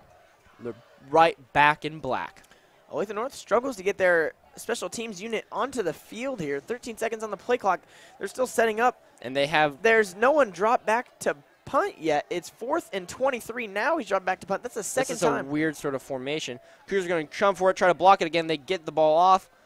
Hayden calling for the everyone get away from the ball. That ball will kick down to the 44-yard line. So not bad field position for the Cougars at all. No, and it's a funky punt formation. We've seen a couple times from Olathe North. It's almost a pooch kick, Matt. He doesn't give himself a full leg strength, Yeah, but he's still getting 40 yards of clearance there. A lot of leg strength in that player. Yeah, but the problem with that is it's very easy to block it, as the Cougars did block one early in this game. You don't get a lot of, like you said, hang time on the punt as well, so you get more of those line drive kicks where if Hayden's able to catch it in stride, he's able to make men miss more. He's able to have a running start, which is harder to stop. And also, the risk of blocking is really high, too, when you do that sort of like rugby-style close-up punt. Yeah, and the benefits there of kicking that way is getting your team out there and presenting a fake and really mixing the defense up. But punting there from the 50-yard line when you're trying to land a ball inside the 20-10-yard line, it's not going to be that advantageous, Matt, because you're not giving your gunners any time to get underneath that ball. Yep, Stewart in the shotgun, only a 3-man rush, looks around the pocket, gets out of one man, throws it downfield, and he is all over him. No flag is thrown. Ty Lindemann, the intended target. Great defense from number 34. Deardigan Harrigus. I thought he was a little over him, though. I thought the flag could have been thrown on that play. There's a boost from the fan there on the no call. The crowd clearly disagrees here. Spencer Stewart's going to be back in the shotgun. He's got all of his wide receivers out there with him. Offensive line looking to make some plays. 51 seconds remaining in the third quarter here. And there's number 2, Justin Mitchell, one of the 3 freshmen who got playing time on varsity this year. One of those being Ty Black, Bo Black's son, who sadly got injured this year, breaking his elbow, and he's out for the year. And that's offsides. That will be 5 free yards. Another good hard count by the Cougars. That's twice tonight they've been able to get free 5 yards. So Drew Rediger, the guy that's been wreaking havoc in Spencer Stewart's backfield, was a little over-eager to get to the quarterback, and he draws him across the line. We saw him a couple times in the first half, Matt, just inches away from getting him across on that hard count, and they finally got it twice now. Olathe North not very disciplined on the defensive line. They just got to wait and react, not listen to what the quarterback's yelling out. Stewart again, the shotgun, trips right, deuces left. They're going to rush 4 men. Great protection by the Cougars, and that ball is dropped on the play. So drops all over the field for the Cougars in these last couple of drives, leaving yards out to dry, and 48 seconds left right here. 4th and 5 now. The Cougars look to be staying on the field. They are on their own 49-yard line. I believe it's 3rd down is what the chain gang says. But again, we're having another scoreboard. It's 3rd and 5, correction. 3rd and 5 here. Spencer Stewart and Jamie Alexander in the backfield. Spencer Stewart yet to take a snap from under center tonight, Matt, at any point. Something that really sounds incredible, but it's not something we've seen all that often. Justin Mitchell, can he get to the line? Ooh, he's going to be marked just a yard short. That's the freshman Justin Mitchell on the catch. Looks like he's going to be just a yard short. Go for it here. That's why I say go for it. Cougars staying on the field. 32 seconds remaining. The clock is ticking down. 19-15 is the score. We'll see when they Olathe start North the play has clock. The lead. Play clock is started. And if you're the Cougars, I say you do this. You try to draw them off sides here. And then if you don't, you let the clock tick down. Yeah, use your quarter as a timeout here. Try to get him off. Got 9 seconds left. Doesn't look like Shawnee Mission Northwest is too eager to run a play here. Spencer Stewart does hurry them back in, though. Jamie Alexander drops off. The snap is taken. Spencer Stewart. He got the play off, and he's going to get for the first down to the 41-yard line. Looks like he bobbled the snap there. Not quite sure what happened. And that will take us to the end of the 3rd quarter. The Cougars trailing 15-19 here. So 4 fingers up from the Cougars. We're going into the fourth quarter here, Matt. Everyone is sticking around. We have a close ball game. We have light show after this. Exciting football right here. Looking to go to a 5-3 season from Shawnee Mission Northwest. Big stuff right here. Spencer Stewart is driving this Cougar offense down the field. Matt, what do you want to see on the rest of this drive for the Cougars to get some points on the board? First, we need to see a balanced passing attack. I'm not saying we need to run the ball a lot, but we need to see a decent amount of long versus and short passes. I don't want to see us take 3 shots to the end zone or 3 shots to the 20-yard line here. We need quick slants. First down, I'd like to see a quick slant or the running back screen play that's been very successful tonight. Those two will give us 7 to 8 yards. At that point, you can take the shot down the field. If no one's open, you throw it away, and you have a manageable third down where you can run the football there and get the first down. And a play that the Cougars haven't ran tonight yet, but they've ran in previous games is the jet sweep that we're seeing so much from Olathe North, giving it to Floyd Martin and letting Floyd Martin. Or the end-around play, too, where they you run the ball to the right, you stick the ball underneath. I think last week it was Charles Brockman, and then Charles Brockman runs the end-around. That was very successful 2 weeks ago, I believe. Just some deception, not necessarily running the ball up the middle, but not throwing the ball because they're only dropping one safety back in coverage. If you can break that initial line, Spencer Stewart. Throwing down the field, that ball is incomplete, intended for number 5. Ty Lindemann brings up 2nd down and 10 from the 40-yard line. 11:55 to go. You're listening to the official broadcast of Cougar Football. I'm Matthew Owens. I'm Josh Sherby, and this is KUGR. We got 11:55 remaining in the fourth quarter. We just kicked things off here on this last quarter of football. The score is 19-15. Olathe North Eagles lead the Shawnee Mission Northwest Cougars on the Cougars' homecoming night. We've already crowned our queens, and we got a light show after this. But first, we got a football game to play. Matt, here we go. Spencer Stewart with the snap. Stewart drops back. They're going to run it off to Alexander, who is going to pick up, looks like, about a daily wage in a foreign country, $0. And we got no gain from Jamie Alexander. I don't mind that play, though, Matt. They're drawing in the defense and opening up the deep attack. Northwest wants to throw the ball. It's no secret. Everyone in the state of Kansas knows that Northwest wants to throw the football. But if you hand it off right there, you're reaching your hand into a bag of marbles right there. You don't know what you're going to pull out. Maybe you're breaking free on a big gain there. But if you're doing anything, you're making the defense think. And when the defense thinking, mistakes are made. Very true indeed, Josh. Well said. Stewart drops back to pass. 3-man rush. He's going to look. He breaks 1 tackle. To the 40. Can he get to the first down? To the 35. He breaks a tackle. He's going to be close. It looks like Stewart may be a yard short. Ooh. 1 yard, 4th. Go for it. And 1. They got to go for it again. They've been forced into so many 4th down decisions today, Matt. It's hard to draw play after play. This is something you work on, but this is not something you have a playbook full of options for. 4th and short, Matt. Difficult decision again. B.J. Harvey in the Wildcat formation would be a bad possibility. Look. Yeah, I would agree with that if you bring him on. Stewart in the shotgun, go maybe a run at the middle. Looks like they're going to blitz him maybe here. Hard count. Eagles able to stay onside, though. That would be a huge offside, so. Looks at timeout. Cougars, not a bad timeout. Make sure you're on the same page for a huge 4th down here with 11:08 to go in the fourth quarter, trailing by 4:15 to 19. Yeah, Shawnee Mission Northwest has an opportunity here to dial something up. Matt, as I was saying, this is not a situation that you have a whole lot of plays for, especially when you've really drained out the playbook, because they've been going for it on 4th and down consistently, really, for almost the entire game since the first quarter. Bo Black, see what he dials up here. I don't know if I want to see Spencer Stewart in the shotgun again, though. It's pretty predictable when you have one quarterback in the backfield all alone. He's got a QB sneak, but he doesn't have a whole lot of options there. Spencer Stewart's quick, but he's not really the fastest guy. So if Olathe North sees him back there, they're gonna step up to the line of scrimmage right there, and look for the pass. I go with B.J. Harvey here in the Wildcat formation to get that 1 yard. I think even if Olathe North sends the house, you're able to pick up 1 yard. I'm not going to try to be cute here and try to go for the home run ball. I just want that 1 yard. B.J. Harvey is in the game. Yep, the Wildcat formation. Matt Owens and I inside the mind of Bo Black right here. We're going to see if B.J. Harvey tucks that ball himself or runs for it. Really, I wouldn't be too surprised, though, Matt, if he tries to throw it again. Caleb Addington went for it in the first half. Just mix it up completely. Olathe North catch them on their heels and see if we can get into the end zone. What I like to say, excuse me, on a 3rd and 1, I like to see you call this play. You see Ty Lindemann down there on the bottom of your screen. I would like to see him. B.J. Harvey looking for the play, bouncing around. I'm not sure what happened there. B.J. Harvey visibly upset. And the ball's on the ground. I don't. What just happened? I really am. B.J. Harvey looking towards the sideline, looking like he didn't know what the play was, but they just came out of a timeout, Matt. Not sure how much miscommunication would be going on there unless they're changing maybe that was something up. Maybe that was the trick play that he was supposed to be like whining and complaining, like what's the call? Then you hike it to the up back for the first down, but I really don't know what happened there on that play. I'm still very confused on that. So we'll see what the referees rule here after their powwow on the 30-yard line of Olathe North. Cougars are on their own. Are on the Olathe North 31. The score is 19-15, 11:08 remaining. BJ Harvey was on the field in the Wildcat formation. Not quite sure what went on here, though. Matt Owens and I have yet to figure out. I'm lost in translation here. So we're going to see if we can get things settled here and get the Cougars back in play, and really just kills momentum, Matt, just slows things down. It's hard to watch football like this. And as a player, too, you're standing out there waiting to see what's happening. You don't know what's going on either. There's not a whole lot of communication with the officials.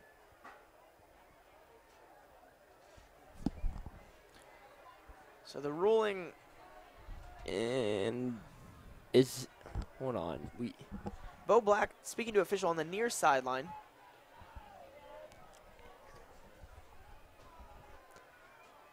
And the team comes over on the sidelines. Olathe North is still lined up. The play clock is running, ticking down from 18 seconds, 15 seconds.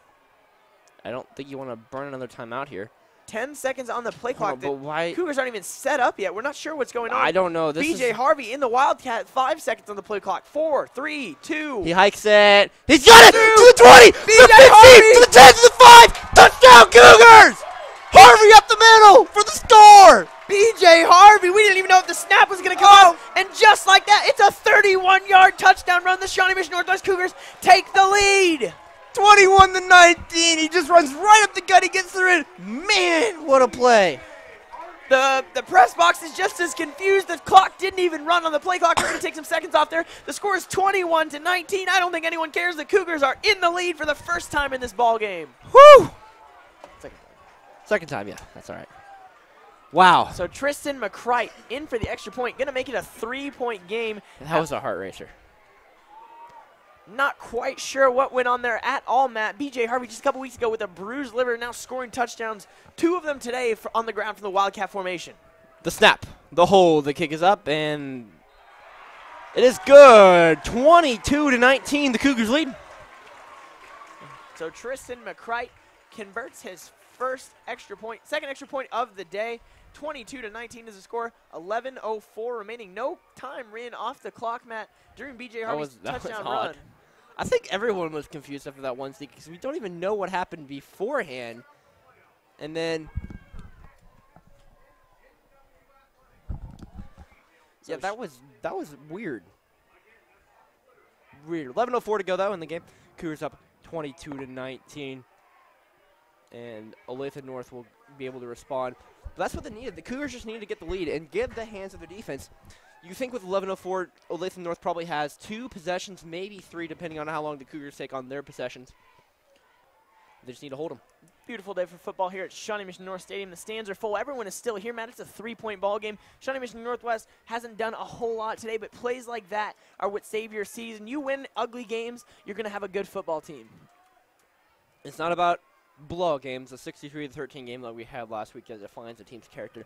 It's these games. It's the game like the Grandview games. It's the games of South game where you win by 7, where you win by 1. The Grandview game where Dylan Bruner intercepts it with Grandview with 2 minutes left and only 20 yards to the end zone and tied up. It's the game against South where Jack Merritt strips the fumble at the 1-yard line to create the touchdown. Only touchdown in the game for the Cougars to win it 7-6. It's games like those that define your character, and so far the Cougars are doing well in those character-defining games.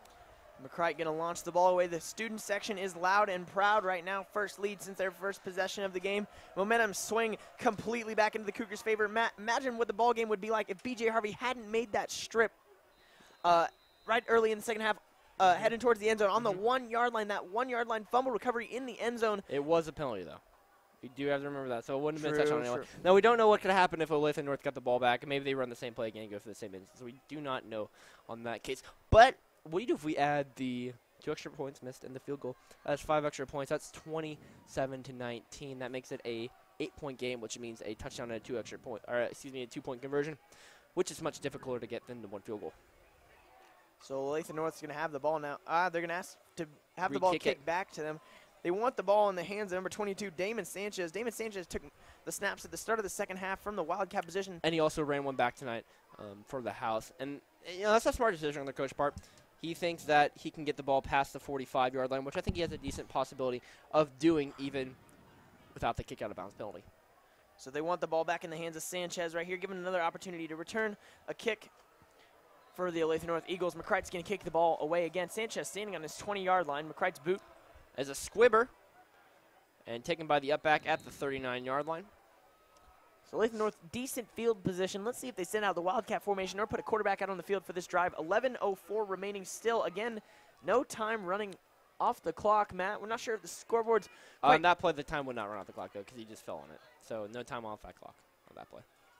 33 Mason Pride on the upback recovery. We'll see if this Cougar defense can stop them right here. The problem is on the Cougar offense, we don't really, we did have that running touchdown, but we don't really have a running offense that's going to waste time off the clock. Cross is back in there for quarterback. I honestly would rather see Sanchez back there.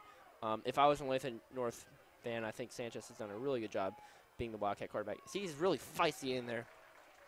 He turned that play, looked like he was going to get 0 yards, turned into a 4-yard gain, which may not seem like a lot, but 4 times 3 is 12, and that's the first down. Basic math. So Cross and Sanchez in the game right now. Sanchez looking over to the sideline with Cross, trying to get the play in 2nd and 5 from the 44-yard line. It's going to be for the Olathe North Eagles. Cross in the backfield along with Sanchez. We got Deuces left and Singlet right. Shawnee Mission Northwest with a 3-man front right now. 4 linebackers on the field. The corner with the blitz. On the read option, and he goes nowhere. Excellent, excellent defense from Shawnee Mission Northwest. Tristan Acock came with the blitz, disrupted the pass protection from the running back, and let an John open cold. Hanneman was the one who laid down the law on that play. He was grabbing, looks like his shoulder / collarbone area, and he walked off the field. Hopefully, or excuse me, not. Yep, John Hanneman, number 50, was holding his collarbone. He's walked off the field. Hopefully, nothing serious. Hopefully, maybe just a quick burst or a quick knocking the wind out of you in that case. So the student section making some noise with their feet, sounding like a thunderstorm rolling in. The Cougars have 4 on the front line, a blitz package here. They send 6. An incomplete. In and out of the hands of Olathe North receiver. Malcolm McKibben. And just like that, the Cougars are going to get the football right back. We'll see if Olathe North decides to punt here. I think if you're Olathe North, you have to punt. You got to play field position right now. You're only down by 3, so if you're able to punt it, get good field position, and pin them down inside the 10 to 15-yard line, able to force a punt for them, then you get the ball back at the 40 to 45 with a chance to drive, just to get in the field goal range to tie this game up. So I believe they punt. This is a weird punt package. They bring in number 4, Mason Myers. It looks like he's going to throw it, and then he'll look at the quarterback, check down, and be like, oh, I'm actually supposed to punt it, and then walk back 3 yards. The snap. And the punt. End over end. Going to fall about the 20-yard line and bounce. Picked up by Charles. A dangerous decision there by Charles. I don't think the coaches will like that because you never know if that bounces right off you. That's a free ball, and the 2 Olathe North Gunners are right there to get it if that bounces off your chest. Yeah, not a bad punt, though. Got a little hang time on that one. A little more than he's gotten on his last couple of punts. Yes. This time, Shawnee Mission Northwest is going to have the ball on the 22-yard line. 9:39 remaining. Matt, they don't want to do it, but they have to run the ball. They do. They got to run the ball. If you can... Obviously, number 1 goal is to score on this drive. You score a touchdown, and this game's most likely over. 2 possessions in the 4th quarter. It's very hard to overcome, especially there'll be like 5 minutes left on the clock. Number 2 is you want to take time off the clock. Even if you don't score, you want to take 4 to 5 minutes off the clock because your defense has played outstanding tonight. Outstanding. And having them on the field in any situation, I would not be scared of the Olathe North offense. Yeah, Matt, and even if they aren't going to get points, we got to make sure that they pin them back. Northwest has got to move the ball to the fumbled snap. Stewart falls on it. Ooh. Not a good start to the drive. Spencer Stewart, the fumbled snap, ends up at his heels. He picks it up and goes straight down. Number 20, Javon Parrish there on the tackle. As I was saying, Matt, Northwest has got to be aiming for the 50-yard line at least to have McCrite given an opportunity to pin the ball inside the 20 because their defense has been playing so spectacularly. They're going to make it hard for Olathe North to score. And if they're going to score, they got to go 80 yards to do it. Yep. You do not want punting right here. They're going to get the ball at the 45 to 50-yard line. Well, the defense, I believe they can do it. They can stop them with that type of field position. You do not want that to happen. You want to pin them back, like you said, inside the 20, inside the 10. So Stewart looks to throw the ball. On his right, the curl route to Johnson. Good play there. Gets about 1.5 yards. Caleb Johnson, 6.5 yards, 6.5 yards. The ball gets back to about the line of scrimmage, and it's going to be 3rd and 9 right here for the Cougars. Makes it a more manageable 3rd down play, and plus you keep that clock going. 8:35. Oh, play clock going to be stopped. I don't know if a timeout was called or apparently a timeout was called. Or it was not. I don't know the play stoppage there. Play clock has stopped, so is the play clock has started, so is the game clock. 8:35 to go. 20 seconds on the play clock.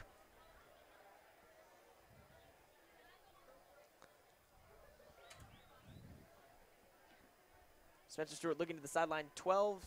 The game clock is at 8:23. The play clock is running down. 7 seconds left now. Spencer Stewart takes a snap. On looking the to his rush left side. 4. Good Steps protection. up in the pocket. Oh, underthrew him. That was intended for number 27, Jamie Alexander. On the coverage, number 4, Mason Myers. Brings up a 4th down and 9. Obviously, the punt team is going to come out here. 3-point game with 8:14 to go in the game.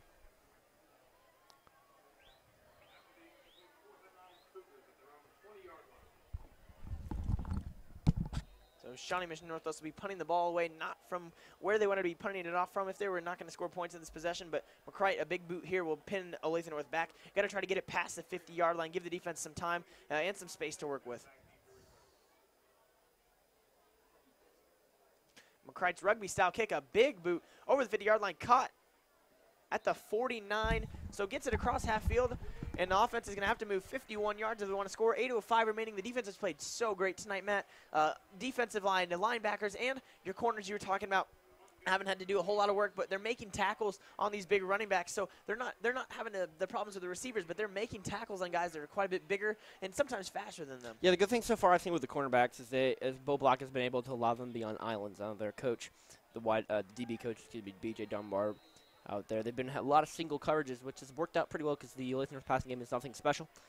And they're allowed to bring in another, linebacker or D end, or D lineman, and be able to penetrate the run game, which has been, I wouldn't say ineligible. There has been some good drive, or a couple good plays by the Eagle offense on the running attack, but it's been negated most of the game. So Kraus looks over to the sideline and then gets the play call, throws it, airs it out. And that ball is incomplete. Looking left, looking right, no flag called. Good defense on the play by Floyd Martin. Floyd Martin having a big day at corner. Kraus first time throwing the ball with some distance down the field. He's been playing an Alex Smith type of game so far, Matt, handing the ball off to his running backs, letting the other guys do the work, but just like that, throwing the ball. Olathe North showing that they're willing to put the ball down the field. And Dayton Jackson, number 2 on the target. Yeah, it wasn't a bad throw. It was on target. Just good coverage there by Floyd Martin, but a good throw. It put it within the wide receiver's range to catch it if Floyd Martin would have, stumbled or anything. So Kraus has 2 on both sides, 1 behind him in the pistol formation. Gets the snap, looking to his left, fires quickly. This time it's caught by number 26, Devin Stoker. Devin Stoker with the reception, gets about 6 yards. Stoker was the Trackled one. by Trey Eccles on the play. Stoker was the one, Matt, that had the weird little play a couple minutes ago in the incomplete pass versus fumble decision there. We didn't have a second chance to look at it, but John Hanneman thought he had a touchdown and ultimately ended up being back in Olathe North's hands. A big play by Austin White defensively to get the ball right back for the Cougars. And QB1 down there is pumping up the team. 7:27 to go. They're bringing the meatball package. Kraus in tight formation. Nope, he's going to drop back. We got the fullback to the right. We got the 2 wideouts close in the slot. 1 out, wide out on the top in the slot. 3 seconds on the play clock. Watch the jet sweep up top. Nope, they're going to go with the QB read. He's going out to the right, and he's not going to get it. It's going to be 4th down. Olathe North in a situation to go for it here, but things just got more difficult. They turn the ball over. More time is ticking off the clock. 7 minutes just passed. 6:59 to go. Tackle by number 53. Edward Ginn was the first man to get there. Brings up 4th down and 2. The student section gets loud for the Cougars. Big play here. Kraus comes off the field. They're going to go back to that wildcat formation type of offense. 6:40 on the clock. 19 for the Olathe North Eagles, 22 for the Cougars. They lead by 3. 4th and 2 from the 43-yard line. Shawnee Mission Northwest looking to make a big stop here on homecoming night. Let's see if they can get it. 22 in the shotgun. Or excuse me, number 22 going to take out the middle. He gets it! And almost breaks free. Number 20, Javon Parrish, goes right at the middle for a 1st down with 6:20 to go in the game. Matt, it looked a whole lot like B.J. Harvey's little breakthrough on the other side. The shoestringing tackle there, keeping him back, but another dangerous play from Olathe North, just inches from getting through there. 6:21 to go in the game. Clock has stopped momentarily and has restarted due to the moving of the chains. Kraus back and quarterback in the pistol formation. Deuces left, deuces right. He's going to look right, tries to throw the fade. Flag is thrown and almost interception. Flag is thrown, maybe a hold or something at the line of scrimmage. I'm not entirely sure what that penalty was called for, but we will see. Brockman in coverage there on Ivan Avila. Ivan Avila didn't have really much of a chance at all to catch that ball. Overthrown, just a poor throw from Kraus. Yeah. Brockman kept right with him, so if a good throw, I think it would have been covered nicely. But Brockman almost had a better chance to catch it than Avila on that play. So the flag on the play, we'll see what the ruling is. The ball is moving back. Olathe North, not sure what the flag was there, Matt. I would most likely consider it a holding, but nope, a legal man downfield is what they're going to call it. So that's a big penalty because I believe that's also a loss of downs. So we got 2 ineligible receivers and an illegal man downfield tonight. This is a weird football game overall, Matt. Yep, it is. No loss of downs there. I thought that was. It will retain at first down and 15 for the Eagles from the 37-yard line, 6:07 to go in the game. And now we're getting to the crunch time point where if Olathe North, runs 2 to 3 more plays here and unable to get the first down, get stopped on 4th down, then you worry about, Cougars can waste all the time. Number 20 takes it to the 20, to the 15, knocked down at the 10, number 20, Javon Parrish. Javon Parrish Whew. slips through, and 1st and 15 all of a sudden from the 37-yard line, and they're down on the 10, threatening to score another touchdown here. 5:58 remaining. They're waiting to move the chains, and man, Matt, that play right there could be a game changer. We'll see where they spot the ball. They cannot get a first down and without scoring a touchdown here. It's going to be 1st and goal from the 10-yard line. 1st and goal for Olathe North. They score here, Matt. This game flipped back up on its head. Let's see if the Cougar defense can able to hold him here to a field goal opportunity. Watch the wheel run play. They're going to run at the same play up the middle. A little less success, but still 5 yards. Javon Parrish on that same play, that the fake option read up the middle. So ISO. Head coach Chris McCartney of Olathe North saw something he liked, ran the same play again. Javon Parrish keeping that ball. Sanchez coming across on the inside on the fake handoff there, and we'll see if they go back to it again, Matt. That's 2 in a row thus far, and the same personnel are still on the field. So Parrish back in the Wildcat formation. Again, that same play with the run too. 3 in a row. Javon Parrish takes it again. That's 3 in a row. The same play. Cougars defense has adjusted now, though, and makes the read on it. Yep. That fake handoff to 22. Sanchez. Parrish takes it. He'll gain about 1 to 2 yards, make it 3rd down and 4. Gain of 1 on the play. Big play. You got 2 downs to get 4 yards if you're Olathe North here. Or actually, you're down by 3. I say you kick it. So Parrish here. Sanchez in motion. Hands it off to Sanchez. To the right. He stumbles. Is he going to get there? He does. Touchdown, Eagles. And the Cougars defense, just like that, deflated like a football in New England. That touchdown puts them back down in this game. Touchdown, Eagles. So Shawnee Mission Northwest gives up points. 4:42 remaining. A 4-minute drive from Olathe North. And the score right now, 25-22. Olathe North back in the lead. Wow. So Olathe North has an opportunity here to put themselves up 4. Going to make Northwest score a touchdown if they want to win this game. It is homecoming night here. Northwest, the homecoming ruiners this year, been crushing other schools' homecomings. Let's see if they can prevent Olathe North from doing it here, as Olathe North is taking this extra point. It'll be number 82 kicking it, Jacob Large. So the hold from Mason Myers. The kick is up, and that looks good. Makes it 26-22 with 4:42 to go. Jacob Large perfect on his extra points tonight. Something that the Cougars really may be ruined right now. They've left 5 points on the board, Matt, with missed extra points and field goals. Just not a good day for Tristan McCrite coming back after the injury from Megan Nugent. But they still have an opportunity. There's 4:44 to play. They have 2 timeouts. There's plenty of time to get points on the board. Yeah, with this Cougar offense, 4:42 is an eternity. Especially if they're able to get a good special teams right here and they're able to get good field position, they'll be able to march on the field relatively quickly. So Olathe North is going to kick the ball off. Floyd Martin and Ty Lindeman haven't had very many opportunities to return balls today, Matt. Lots of the balls in the end zone, lots of balls bouncing around back there. Let's see if they can get a clear path and maybe get the Cougars in some good field position. Or we could take it to the house. That'd be nice. That would. So Large is going to kick it off from the 40-yard line. 26-22 is the score. 4:42 remaining. Olathe North leads Shawnee Mission Northwest. And the kick is on its way. It's a high booming kick. Taken by Martin. Excuse me. Taken by Martin. at the 10. The reverse around. They get the reverse to the 20, to the 30, to the 30, to the 40, to the 50, to the 45, to the 40, to the 35, to the 30, to the 25, to the 20, to the 50, to the 10, to the 5. Touchdown Cougars! I called it.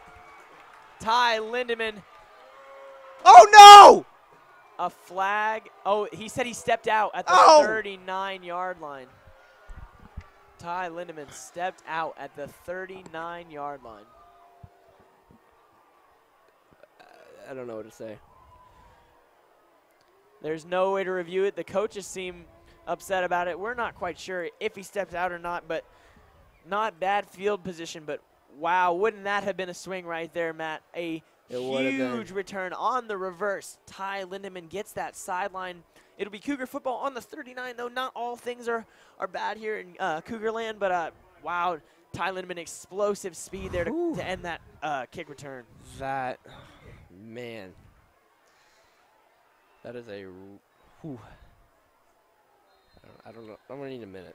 So Spencer Stewart's going to take this now. 3 on his left, 2 on his right. Spencer Stewart looking to match Lindemann's performance here with some exceptional play. Stewart finds Hayden Goodpaster cutting through. Hayden Goodpaster breaking tackles, dragging men with him past the 40-yard line. Hayden Goodpaster pulls on his big boy pants and gets some yards. Yeah, great play by Hayden Goodpaster to go up, sort of that post route type of thing, and get some nice yardage. First down for the Cougars with 4:20 to go in the game.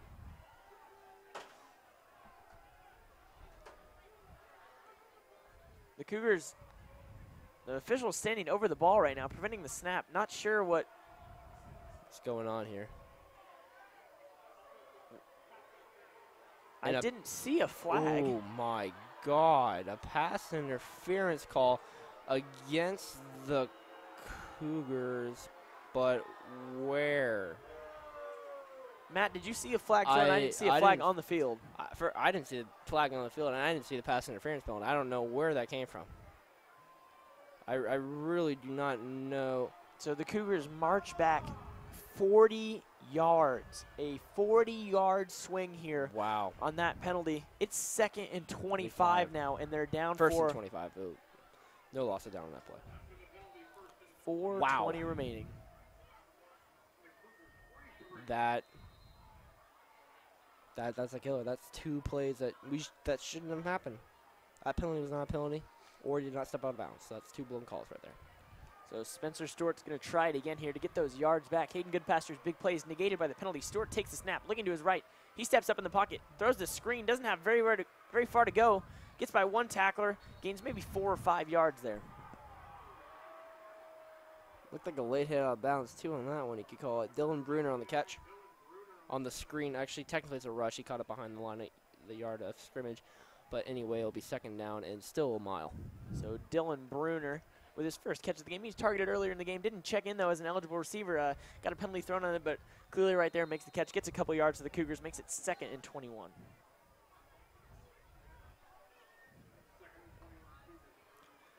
Second and 21 for the Cougars. They trail 26-22.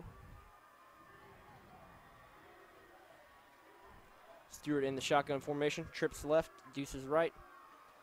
Going to try to hit a man downfield. He has Addington. And it's dropped. It's dropped. So Caleb Addington drops the pass at the 35-yard line of Olathe North.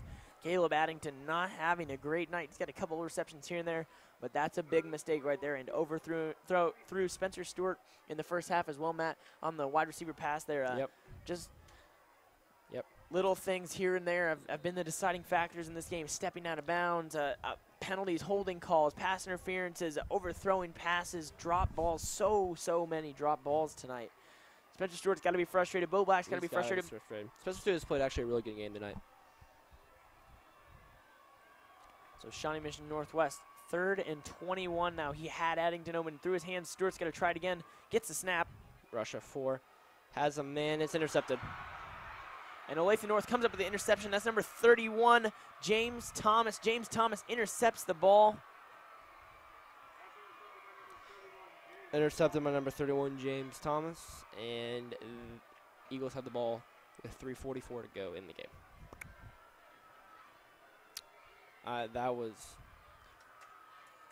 Matt, I don't want to say it's a dagger. There's still 3:44 remaining here, but that definitely hurts. That definitely hurts just offensively. The momentum was there. The play shifted, and that whole possession just a roller coaster of emotion, frustration, and the highest of highs after Ty Lindemann's run dash to the end zone. He steps out of bounds. We pull it back. Caleb Addington's drop ball. Hayden Goodpasture had a great reception, pulled back from a penalty. And it looks like Olathe North's going to have an opportunity here to pound it on the ground and run out clock. It's Parrish again up the middle. Gets about 7. We bring up 2nd down and 5 for the Eagles. So Javon Parrish, 3:31 to go in the game. 7-yard gain. The clock is running. Shawnee Mission Northwest has 2 timeouts yet. They're going to be reluctant to use them, though, Matt. They got to keep them for as long as they can because they still need 4 points to win this game. Yep, they do. You hear some stomping of the bleachers in front of us. Olathe North looking at the sideline. 16 seconds of the play clock. They haven't reached their formation yet. It's a Wildcat formation still with Parrish and Sanchez, both on the field, both dangerous runners who have hurt the Cougars tonight. Yeah, they've really been doing well for the Eagles after they really replaced Cross in there. And that same sort of fake read option play. Parrish is going nowhere, though. Maybe gets another he yard. Does squirt away at the end and gain a couple yards. Huge 3rd down here for the Eagles. The Cougars are able to stop them. Maybe bring on the kick, try to make it a 7-point game.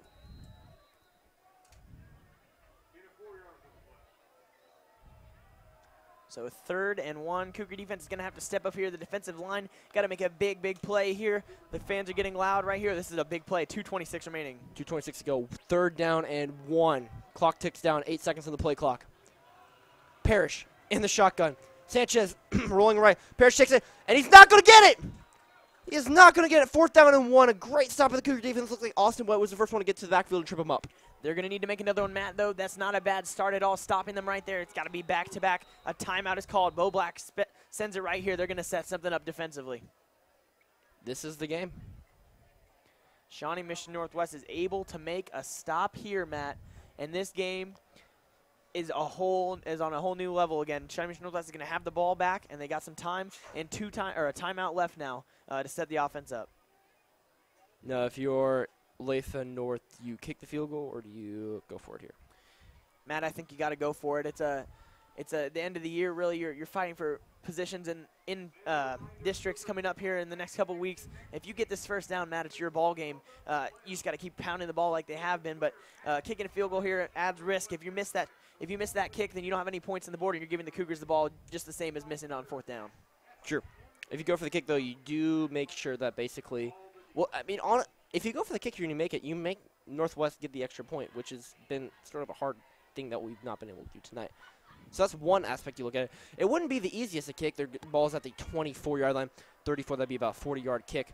But most high school kickers can probably squeak that in there. I know I can make a 40-yarder once in a while. So here we go. Here's the game. Olathe North. The crowd is bouncing. The bleachers. Thunderstorm rolling back in again. It's going to be Parrish with the ball in the Wildcat formation. Everyone packed into the box for the Cougars. Nope, Sanchez is back there.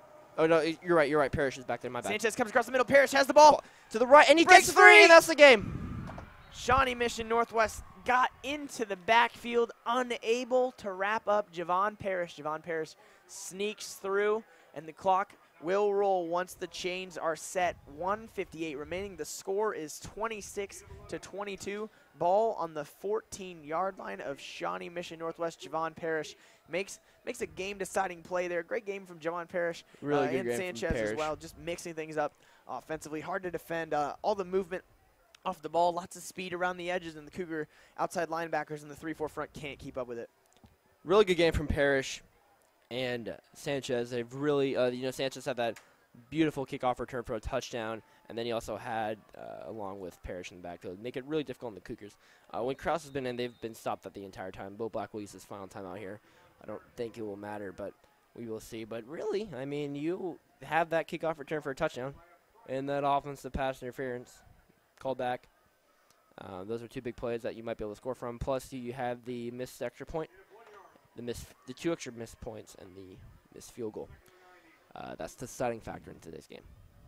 Yeah, they're going to be happy to Well, I don't know if Megan Nugent will be able to come back. Nope. She sprained her MCL. I don't know. Tore ACL. Officially a tear. Yeah, so Megan Nugent won't be back. The Cougars going to be hunting for a kicker here, or trying to get Tristan McCright back on the line here. They left points on the board tonight, 1:32 remaining, 1 timeout left for the Cougars. It is 1st and 10. Second and 10 on the 14-yard line. Olathe North ball. Man, Matt, just deflating after that 4th down conversion. Yeah, it really was. The Cougars, you look back at this game, and of course you're going to say you should have won the game, but you had a lot of factors playing into this game that should have been a victory for them. They really shot themselves in the foot a couple times. There's a couple blown calls and a couple drop passes in the end of the game. At the end of the game, it doesn't matter what you could have done. It's all that matters with the points on the board. Yeah, you know, Matt, it is a game of mistakes. They say baseball is the game of inches. Football is the game of mistakes. Yep. If you see those yellow flags out on the field, nothing good can be happening for your team. Stepping out of bounds, an inch here or there, a missed pass, a drop pass off your chest.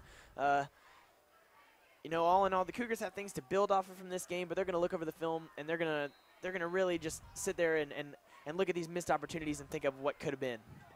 Parrish will take the ball to the outside. To the 20, to the 15, to the 10.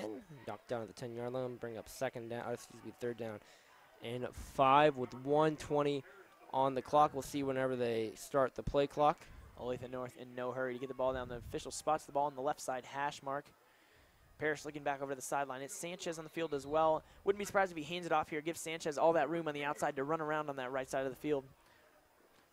Olathe North leads 26-22, 1:02 on the clock. We got 3rd down and 6 here for the breaking Eagles. below 1 minute left in this game. 3rd down and 6 right here. 8 seconds on the play clock. Olathe North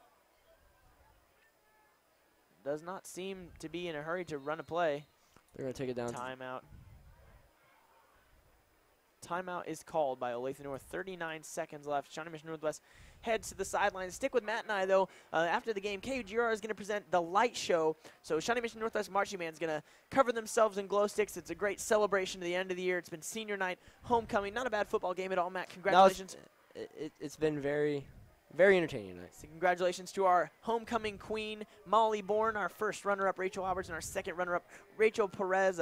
Great stuff seeing them out on the field at halftime. Congratulations to all of our senior football players, all of our senior cheerleaders, our band members celebrating their last performance. It's been a great year at home Cougar football, and there's still football to be played after this game, Matt.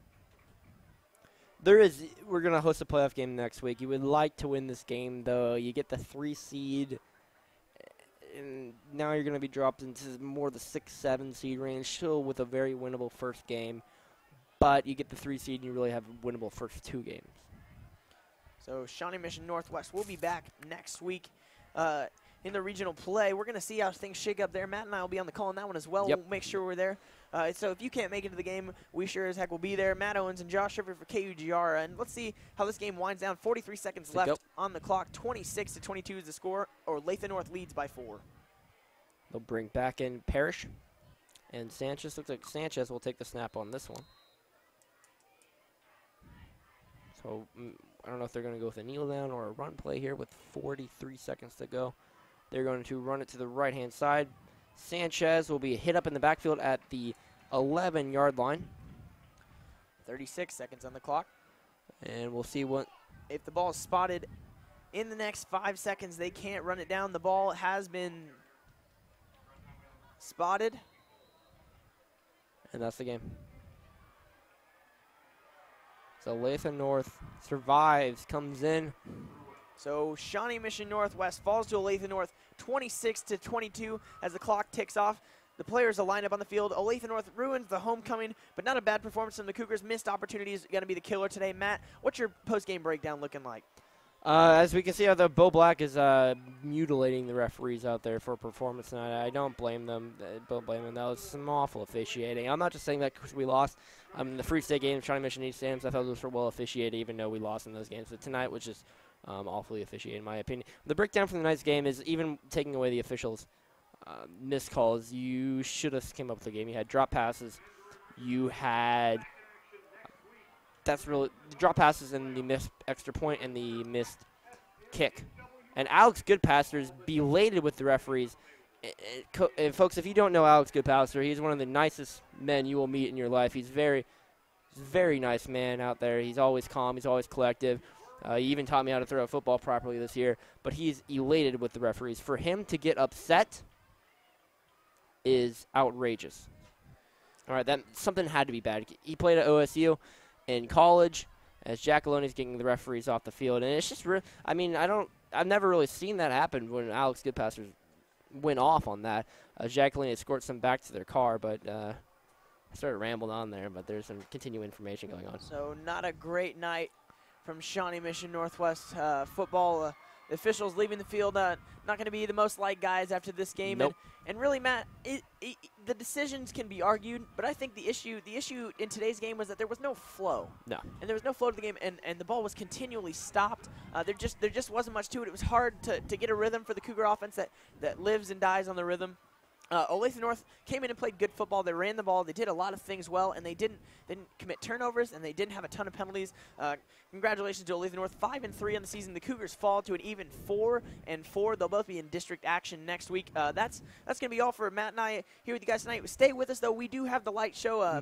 Thanks so much for Cameron Shelby, Sam Converse, Sam Springer, Julian Kufor, Dawson Mesh. For helping us out tonight. Can't Aaron do without Maxson, those guys. Yep, and for sure. Our advisor, Billy Dent. I'm Josh Sherfy. We hope, one thing we do hope you did like our different camera angles tonight. We got the TriCaster up and running, so we hope you did enjoy that. Multiple camera angles equals multiple times the fun.